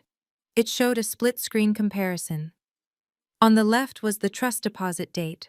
On the right was a debit transaction made exactly 24 hours later. July 14th, 2022. $5,000 enters the account. July 15th, $4,800 leaves the account. The payee is Portia Financial Services. I looked down at Jasmine, who was sitting in the front row. Her mouth was open in shock. Jasmine, that is the lease payment for your white convertible, isn't it? The car you told everyone was a graduation gift from Daddy. It seems Daddy did not pay for it. The orphan he keeps in the utility room paid for it. A low murmur rippled through the pews. Heads turned to look at Jasmine. The admiration in their eyes was replaced by confusion and suspicion. I did not let up. I swiped to the next slide. August 2023. You told the church board you were going on a spiritual pilgrimage to the Holy Land. You asked for prayers. Let us see where the Holy Spirit led you. The screen displayed a credit card statement. The charges were not from Jerusalem. They were from the Four Seasons in Paris, Louis Vuitton on the Champs-Élysées, a $3,000 dinner at a steakhouse in Milan. The murmurs grew louder, turning into a buzz of angry whispers. I heard Mrs. Gable gasp loud enough to be heard on stage. That is our building fund money, she whispered to her neighbor. I turned back to my father. He was sweating profusely now, the makeup on his forehead running in dark streaks. You stood here and wept about my gambling addiction. But the only person gambling with other people's money is you, Marcus. You took the money meant for my survival, and you wore it on your back. You drove it to church. You ate it at five-star restaurants. And you did it all while calling me ungrateful. I stepped closer to him. The microphone picked up my whisper and amplified it to a roar. Who is the thief now, Dad? Who is the fraud? The numbers do not lie, and neither do I. But I am not done yet. I have one more video to show the good people of First Redeemer. I swiped the screen one last time. The financial spreadsheets vanished, replaced by the time-stamped footage from the penthouse security camera. The date was yesterday. The time was just after the party. The resolution was grainy, but on the massive church display, the violence was magnified to cinema scale. You told this church that I attacked my sister, I said, my voice cutting through the rising tension in the room. You told them I was dangerous. Let us see who the real aggressor is. I pressed play. The video played in silence for a second, then the audio kicked in. The sound of Kyle's voice boomed through the sanctuary speakers, distorted but unmistakable. "Get out of my house, Keisha." Then came the visual. The congregation watched in horrified silence as Kyle, a man twice my size, lunged at me. They saw his hands slam into my chest. They saw my feet leave the ground. Then came the sound that made 500 people flinch simultaneously. The sickening crack of my skull hitting the marble floor echoed through the church like a gunshot. On screen, I lay motionless.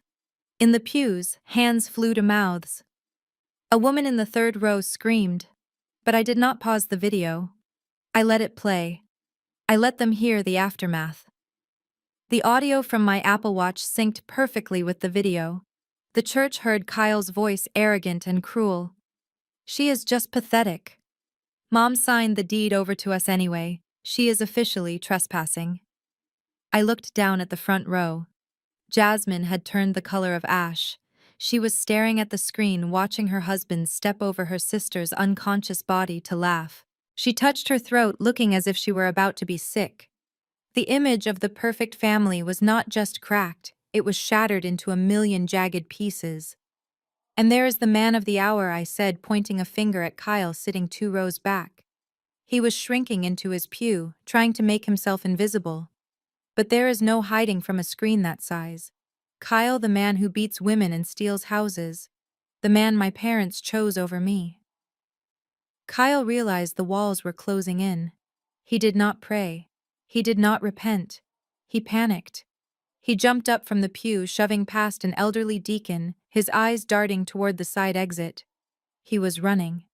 It was the move of a guilty man, and everyone saw it.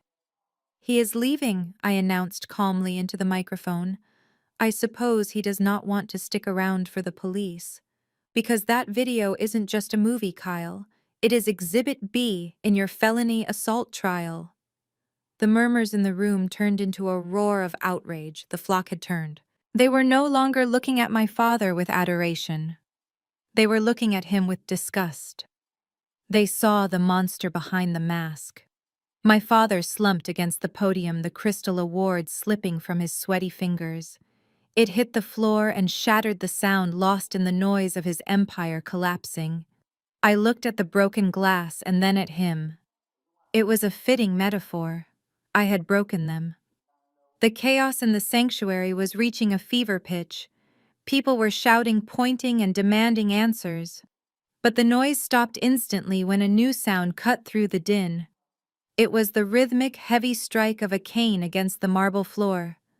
Tap, tap, tap. It was the sound of approaching judgment. I stepped aside, yielding the spotlight to the man who had emerged from the shadows of the vestibule. Lucius Thorne walked down the center aisle with a slow, terrifying dignity. He did not look like a churchgoer. In his long trench coat and fedora, he looked like the Grim Reaper coming to collect a soul. He stopped at the base of the stairs, looking up at my father with eyes that had seen decades of human greed and stupidity. Lucius adjusted his tie and spoke without a microphone, yet his deep baritone voice carried to the back of the balcony. "Good morning, Deacon King. It has been a long time. 35 years, to be exact." My father's knees actually buckled. He grabbed the edge of the pulpit to keep from collapsing. His face, which had been red with embarrassment, drained of all color until he looked like a corpse. He knew that voice. He knew that name. He stammered, his lips moving but making no sound. Beside him, my mother let out a strangled whimper. She recognized him too. To them, he was the ghost in the machine, the silent administrator they thought was asleep at the wheel. "I believe introductions are in order for the congregation." Lucius continued climbing the stairs slowly, enjoying every agonizing second of their fear. "My name is Lucius Thorne. I am the executor of the Thorne estate and the sole trustee of the fund you have been pilfering for 3 decades. A collective gasp went through the room. The piece of the puzzle fell into place. The money wasn't just stolen. It was stolen from him. "You thought I was just a signature on a check," Marcus Lucius said, stepping onto the stage. You thought you could treat my client like a servant in her own house while you spent her fortune on vanity. You were wrong. I was not sleeping. I was keeping score. My mother tried to stand up, perhaps to beg, or to run, but her legs refused to cooperate. She slumped back into the pew, shaking violently. The confident matriarch was gone, replaced by a terrified woman realizing she was about to lose everything. Lucius reached into his coat and pulled out the blue legal folder we had prepared.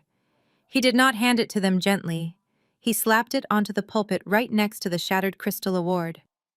"Consider this your formal notice," Lucius announced, his voice turning hard as granite. "You are hereby sued for $20 million in damages for breach of fiduciary duty, fraud, and embezzlement." He turned to the crowd, addressing the stunned onlookers. "And because the contract they signed explicitly states that disowning the child voids their compensation, they now owe the trust every single penny they have ever received plus interest. As of this moment, the King family is not just morally bankrupt. They are financially destitute." My father looked at the papers, then at Lucius, then at me. The realization hit him. The penthouse, the cars, the status, it was all gone. He didn't just lose the election for Father of the Year. He had lost his life. Lucius turned to me and gave a small, grim nod. The trap was sprung. The execution was complete. Lucius opened the blue legal folder with a deliberate slowness that was more terrifying than any shout. He adjusted his glasses and looked down at the document as if he were reading a dinner menu rather than a death warrant. The microphone picked up the rustle of the stiff paper. "According to the forensic accounting submitted to the court, the total principal amount you misappropriated from the Thorn Trust is $2.4 million, Lucius announced. "The judge has granted an emergency writ of attachment. This means the repayment is not due next month. It is not due next week. It is due right now." My father made a sound that was half laugh, half sob. He looked around the church wildly, his eyes bulging. "2 million. I do not have that kind of money, Liquid. It is tied up. It is in the house. You cannot just ask for that in cash." Lucius looked up from the paper, his expression stone cold.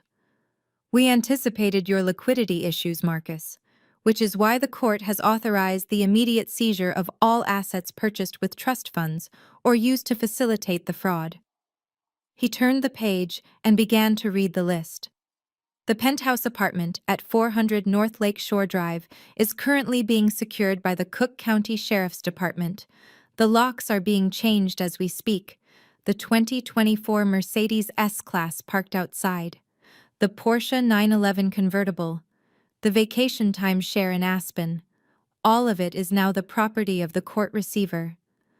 A murmur of shock rippled through the pews. I saw my mother clutch her chest.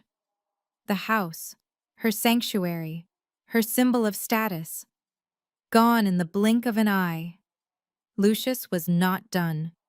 He pointed a long finger at the congregation.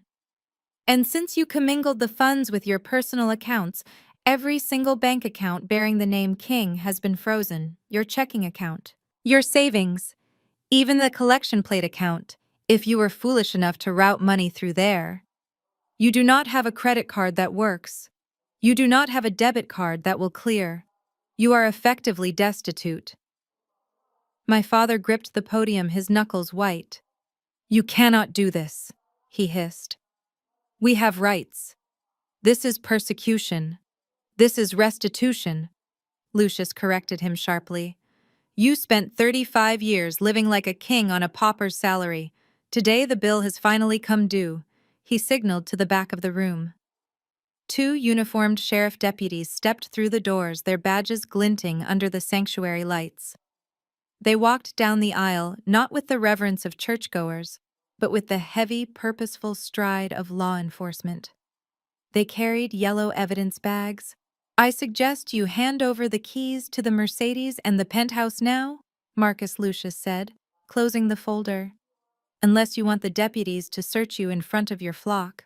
The silence in the room was absolute. 500 people watched as the man who claimed to be a pillar of the community reached into his pocket with a trembling hand. He pulled out a heavy key fob. He looked at it for a moment, the symbol of his power, and then dropped it into the deputy's outstretched hand. It clattered into the plastic bag. The sound was small, but it marked the end of an era. The King family was not just exposed, they were erased. I stood next to Lucius and watched the empire crumble. It was the most beautiful thing I had ever seen. The sound of the keys hitting the bottom of the evidence bag signaled the end of the King dynasty. My father stood there, hollowed out, a shell of a man, staring at the floor as if hoping it would open up and swallow him whole. But it was my mother whose reaction I was waiting for. Patricia King had spent 35 years curating an image of untouchable elegance. She was the queen of the high society charity circuit, the woman who looked down on everyone from her penthouse view. Now that view was gone. The reality of the situation hit her like a physical blow. She looked at the deputies, she looked at her husband, and realized he was powerless to save her. Then she looked at me. For the first time in my life, I saw true desperation in her eyes. Not the annoyed disappointment she usually reserved for me, but the feral panic of a trapped animal. She scrambled up the stairs to the pulpit. Her expensive heels slipped on the carpet and she stumbled, catching herself on the railing. The security guard stepped forward to intercept her, but I held up a hand. "Let her come," I said. I wanted to hear this. Patricia rushed toward me, ignoring Lucius, ignoring the gasping crowd. She reached out and grabbed my hands, her grip surprisingly strong. Her perfectly applied mascara was running down her cheeks in black rivers. "Keisha, baby, please," she sobbed, her voice cracking. "You cannot let them do this. That is my home. That is all I have." I looked down at her hands clutching mine. The same hands that had slapped me. The same hands that had locked me in a closet. The same hands that had signed the checks spending my inheritance on her wardrobe. I felt nothing. No pity. No love. Just a cold, clinical observation of a woman losing her favorite toy. "You have to stop this, Keisha," she pleaded, squeezing my hands tighter. "We are your family. I am your mother. I changed your diapers. I sat by your bed when you had the chicken pox. Does that mean nothing to you? You cannot destroy your own flesh and blood over money." It was a masterful performance. If I didn't know better, I might have been moved. But I was an auditor. I looked at the facts. I pulled my hands away from her grip as if she were contagious. She recoiled as if I had slapped her. "You charged me for those diapers, Patricia," I said, my voice flat and unyielding. "I saw the ledger. You charged the trust for the diapers. You charged the trust for the medicine when I had chicken pox. You even charged the trust for the gas you used to drive me to the doctor. You didn't do those things because you were a mother. You did them because you were a paid employee. And frankly, based on your performance review, you were overpaid." Patricia let out a wail that echoed through the sanctuary. She sank to her knees right there on the stage. The proud woman, who would not be caught dead without her pearls, was now kneeling at my feet in front of 500 people. "Please, Keisha, have mercy," she begged, grabbing the hem of my white trousers. "I am sorry. I am so sorry for everything. Just tell the lawyer to stop. Tell him it was a mistake. We can be a family again. I promise." I looked down at her. She wasn't sorry she hurt me. She was sorry she got caught. She was sorry the credit card was declined. If I stopped the lawsuit today, she would go right back to hating me tomorrow. I stepped back, pulling my leg away from her grasp. I looked at the congregation, then back at the weeping woman on the floor. "You were right last night, Patricia," I said, my voice projecting clear and cold to the back of the room. "You stood in front of these people and told them I wasn't your blood. You told them I wasn't really a king. You were absolutely correct." I leaned down so our faces were inches apart. "I am not your daughter. I am your creditor, and I do not negotiate with embezzlers." I straightened up and turned to Lucius. "Proceed with the eviction." I walked off the stage, leaving my mother sobbing on the floor of the church she used to rule. I did not look back. There was nothing behind me worth saving. The service was officially over, but no one moved toward the exits. The congregation remained glued to the pews, witnessing a liturgy they had never expected to see, the liturgy of consequences. I stood by the altar rail watching the final act of this tragedy unfold. Kyle had almost made it to the side door. He was sweating, pushing past a frightened usher, his eyes fixed on freedom. But he was not fast enough. Two uniformed officers stepped out from the shadows of the choir loft, blocking his path. Kyle skidded to a halt. For a split second, I saw the instinct to fight flare in his eyes. He was a man used to using his size to intimidate women and smaller men. He balled his fists. Don't do it, Kyle, I thought. But he was not a smart man. He lunged, trying to shove the officer aside. It was a mistake. The officer sidestepped with practiced ease and swept Kyle's legs out from under him. My brother-in-law hit the carpet with a heavy thud that shook the floorboards. Before he could scramble up, a knee was pressed into his back. I watched as they pulled his arms behind him. He screamed that he was being assaulted, that he was innocent, but the video loop playing on the massive screen behind the pulpit said otherwise.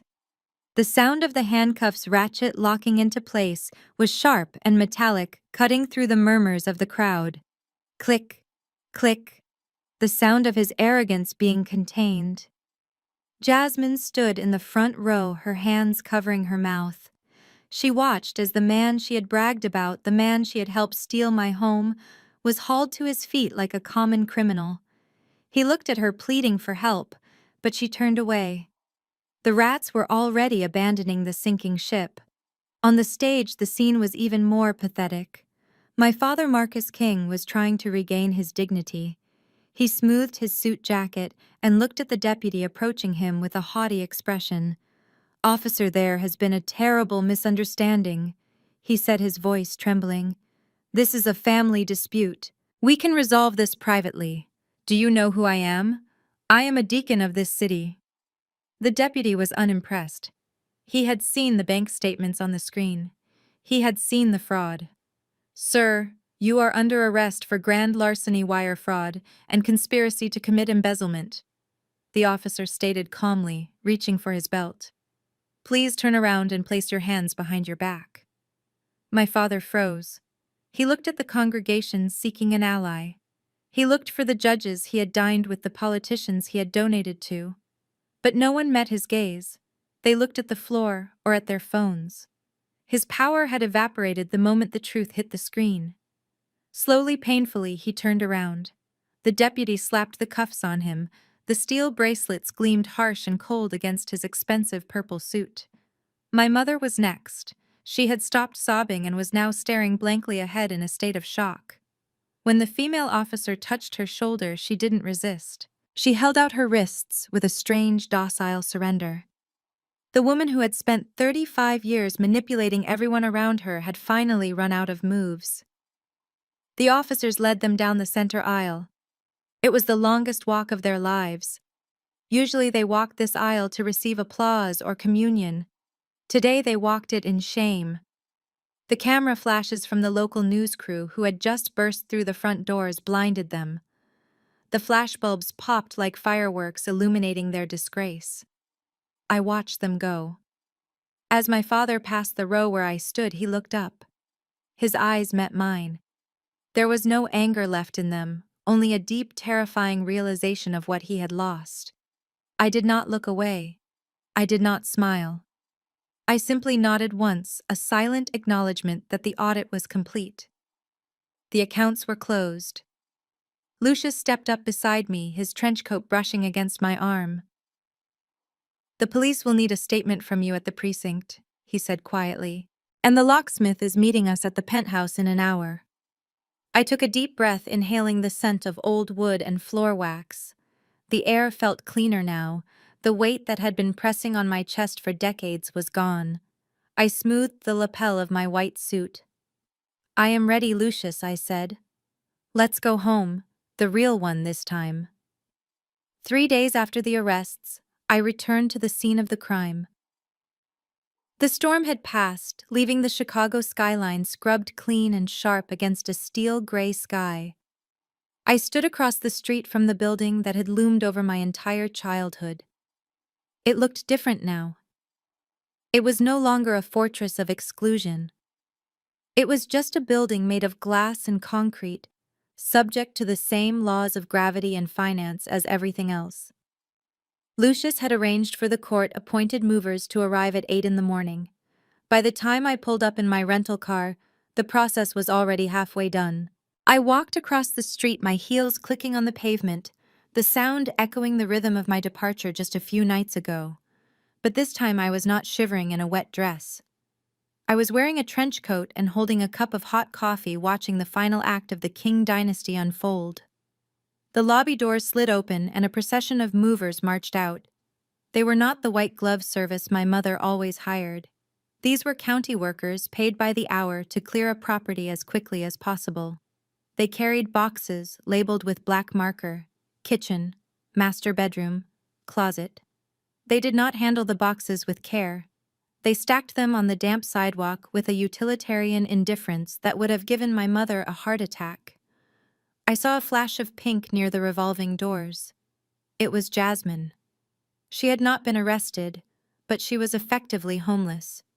Her husband was in jail, and her parents were awaiting bail hearings that would never happen because their assets were frozen. She was trying to drag a massive Louis Vuitton trunk through the doors, her heels skidding on the marble. "Hey, be careful with that!" she screamed at a mover who dropped a box of crystal stemware. "Do you know how much that costs? That is baccarat crystal." The mover didn't even look up. "Lady, this is all getting auctioned or trashed. Take it up with the bank." He shoved past her, carrying my father's heavy mahogany humidor. Jasmine looked frantic. She was grabbing at things, trying to shove fur coats into garbage bags, trying to save the artifacts of a life she hadn't earned. It was a pathetic mirror image of what she had done to me.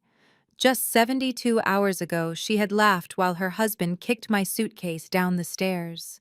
Now she was the one standing on the curb, surrounded by the debris of her vanity. I walked closer, stopping just outside the circle of scattered belongings. Jasmine looked up. Her hair was messy and she wasn't wearing makeup. She looked young and terrified.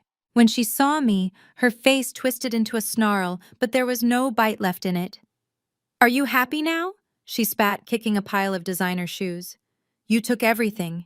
You took the house, you took the money, you put Mom and Dad in a cell. I hope you are proud of yourself, Keisha." I took a sip of my coffee, the warmth spreading through my chest. I looked at the pile of stuff. I saw the silver tea set we used for holidays.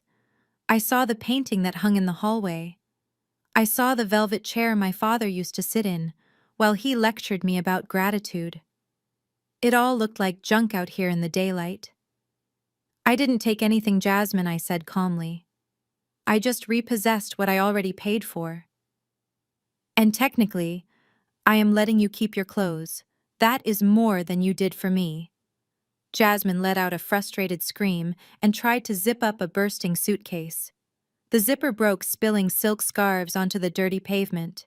She fell to her knees, trying to gather them up, sobbing. It was the exact spot where I had stood waiting for a taxi in the rain. The universe has a sense of irony that is almost cruel in its precision. I walked past her and entered the building. The concierge, who had looked at me with pity 3 nights ago, now rushed to open the door. "Good morning, Ms. King," he said nervously. "The elevator is waiting for you." I rode the elevator up to the penthouse. The ride was smooth and silent. When the doors opened, the apartment was unrecognizable. The furniture was gone. The art was off the walls, leaving pale squares where the sun hadn't faded the paint. The space felt massive and hollow. The echo of the party, the clinking glasses, the cruel laughter, it was all gone. I walked to the floor-to-ceiling windows and looked down. From 40 stories up, Jasmine was just a tiny dot on the sidewalk, struggling with her bags. I pressed my hand against the cold glass. This was the view they killed for. This was the view they stole for. And now it was just an empty room. Lucius walked in behind me, his cane tapping on the bare floor.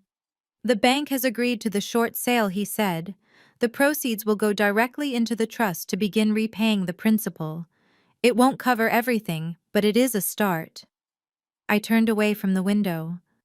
Sell it all, Lucius, I said. Every square inch. I don't want to live here. I don't want the view. I just want the ledger balanced. Lucius nodded, a rare smile touching his lips. It is done. The movers are taking the last load down now. Shall we go? I looked around the empty penthouse one last time. I thought I would feel triumphant. Instead, I just felt light. The ghosts were evicted. The debt was paid.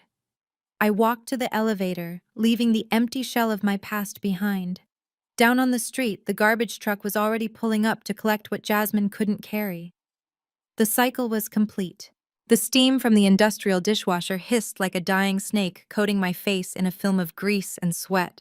My hands, which used to be manicured weekly, were now red raw and swollen, plunging into water that smelled of old ketchup and soggy bread. I was wearing a stained apron that was 3 sizes too big and a pair of rubber shoes that pinched my toes. It was a far cry from the silk pajamas and slippers I had been wearing just a week ago. Move it. Princess tables 4 and 6 need plates, the manager screamed over the clatter of cutlery. He was a short, angry man who did not care that my last name was King. He did not care that I used to drive a convertible or spend my summers in the Hamptons. To him, I was just the new girl who scrubbed the grime off cheap porcelain for minimum wage. I scrubbed a plate violently, a chip of my acrylic nail breaking off and falling into the gray water. The irony was not lost on me. It choked me like the humid air in this windowless kitchen. For years I had watched Keisha do this in our kitchen while I sat at the island drinking smoothies.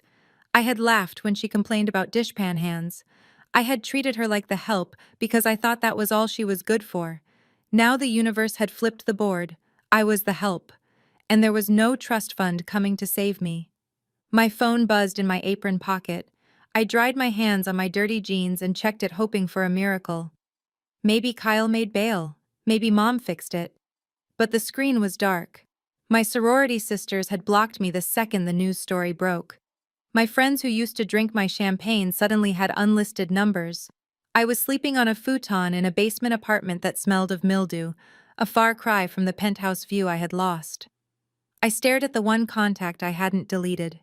Keisha. My thumb hovered over the name. I didn't want to apologize. I didn't feel sorry. I felt hungry and tired. I wanted to ask if she had a spare room, a spare dollar, anything. I told myself she owed me. She was my sister. She couldn't just leave me here to rot while she sat on millions. I pressed call. I held the phone to my ear, my heart hammering against my ribs. I prepared my speech. I would cry. I would say I was a victim too. I would play the part of the confused little sister. The line didn't even ring. It went straight to a robotic operator voice. The number you are trying to reach has been changed or is no longer in service. I pulled the phone away and stared at the screen. She hadn't just blocked me. She had deleted her existence. She had changed her number and left me in the wreckage without a backward glance. The realization hit me harder than the smell of the garbage disposal. She didn't care. I was nothing to her. Hey, less texting, more scrubbing. The manager barked, throwing a heavy frying pan into my sink. Hot water splashed onto my shirt, burning my skin. I put the phone away. I picked up the steel wool. There was no way out. This was my life now. I started to scrub. The wooden gavel struck the mahogany block with a sound that felt like a lock snapping open. I sat in the quiet hum of the civil courtroom, looking at the judge. She was a stern woman with kind eyes who had reviewed my petition with a thoroughness that I appreciated. She signed the document with a flourish and handed it down to the clerk. "It is official," she said. "The name change is granted. Congratulations, Ms. Sterling." I stood up and took the paper. My hands were steady. For 35 years I had carried the name King like a borrowed coat that never quite fit. It was a brand name stamped on me by people who saw me as inventory. But today I had returned it. I looked at the name on the document, Keisha Sterling. It was the name of the parents who had loved me enough to secure my future, even if they couldn't be part of it. It sounded strong. It sounded like me. Lucius was waiting for me in the hallway. He did not hug me. That was not his way. He simply nodded, his eyes crinkling at the corners. "The paperwork is filed with the bank," he said, falling into step beside me. "The trust has been transferred to the new identity. The funds are fully liquid and at your disposal. You are a very wealthy woman, Keisha. You could move to the Riviera. You could never work another day in your life." I walked out of the courthouse and into the bright Chicago sunlight. I thought about the Riviera. I thought about the luxury that my adoptive parents had worshipped. It held no appeal for me. I didn't want to hide from the world. I wanted to fix it. "I am not retiring, Lucius," I said, putting on my sunglasses.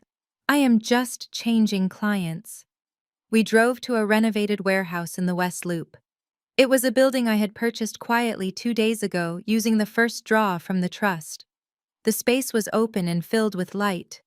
It smelled of fresh paint and possibility. Contractors were already installing rows of desks and high-speed servers. Lucius looked around, confused.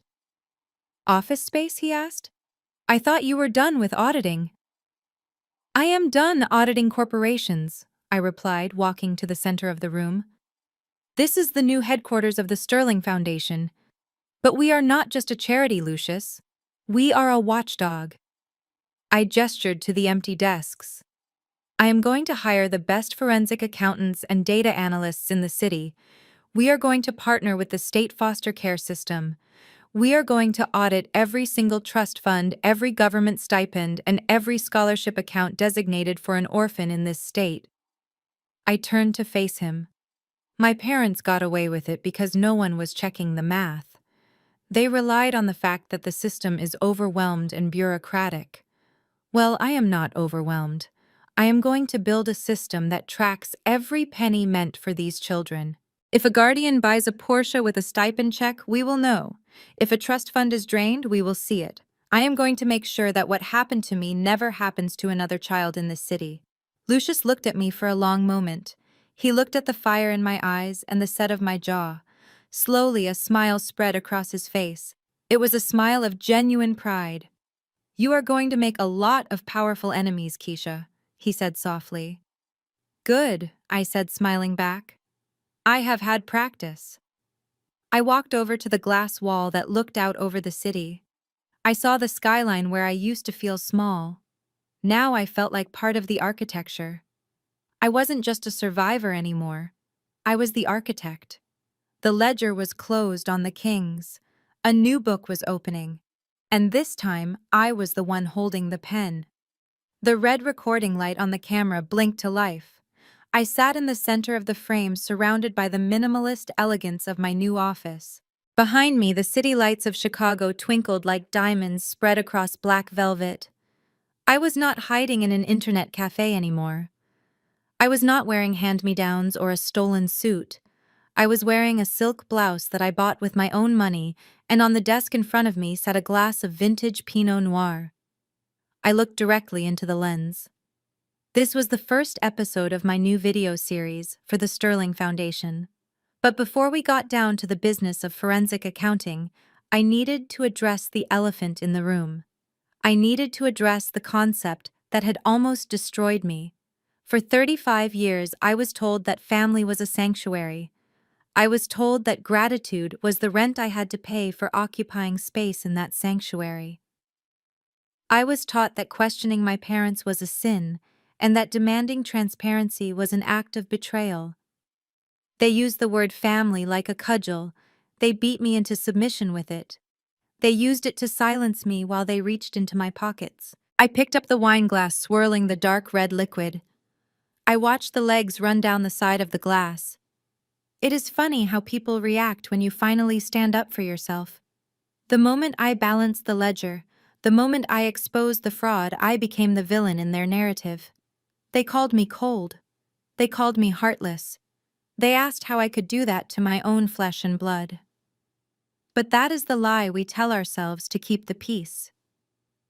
We tell ourselves that shared DNA or a shared last name grants someone permanent immunity from consequences. We tell ourselves that we have to endure toxicity because it comes from a mother or a father or a brother. We accept emotional bankruptcy just because the person bankrupting us sits at our Thanksgiving table. I leaned forward, resting my elbows on the desk. My voice was calm, steady, and final. I am here to tell you that the audit does not care about your feelings. The truth does not care about tradition. If a stranger stole $5 million from you, you would call the police. You would not hesitate. So why do we hesitate when it is the people who are supposed to protect us? The King family thought they owned me because they signed a paper 35 years ago. They thought the title of parent gave them the right to treat me like a possession. But love is not a transaction. And loyalty is not a suicide pact. You do not owe anyone your sanity. You do not owe anyone your financial future. And you certainly do not owe anyone your silence. I looked at the camera lens as if I were looking into the eyes of every child who had ever felt like an outsider in their own home. I am Keisha Sterling. I am a survivor. I am a CEO. And I am finally free. I raised the glass of wine toward the camera. The light caught the rim, creating a perfect circle of gold. So here is my advice to you. Check the books, ask the hard questions, and remember this above all else. Blood is not a get-out-of-jail-free card. Do not let anyone abuse the word family to hurt you. I took a sip of the wine, tasting the notes of cherry and earth. It tasted like victory. Cheers. I smiled and the screen faded to black. The story was over. My life had just begun. Keisha's story is a brutal reminder that toxic relationships often hide behind the mask of family. We are taught that loyalty is unconditional, but the King family proves that trust must be earned, not just demanded. Financial abuse and emotional manipulation thrive in silence. Keisha's ultimate victory wasn't just about the money, it was about reclaiming her identity and refusing to be a victim of someone else's greed. You are the CEO of your own life. Never let anyone else cook the books. True freedom begins the moment you stop negotiating your self-worth. Drop A in the comments if you are ready to stand up for yourself and never look back.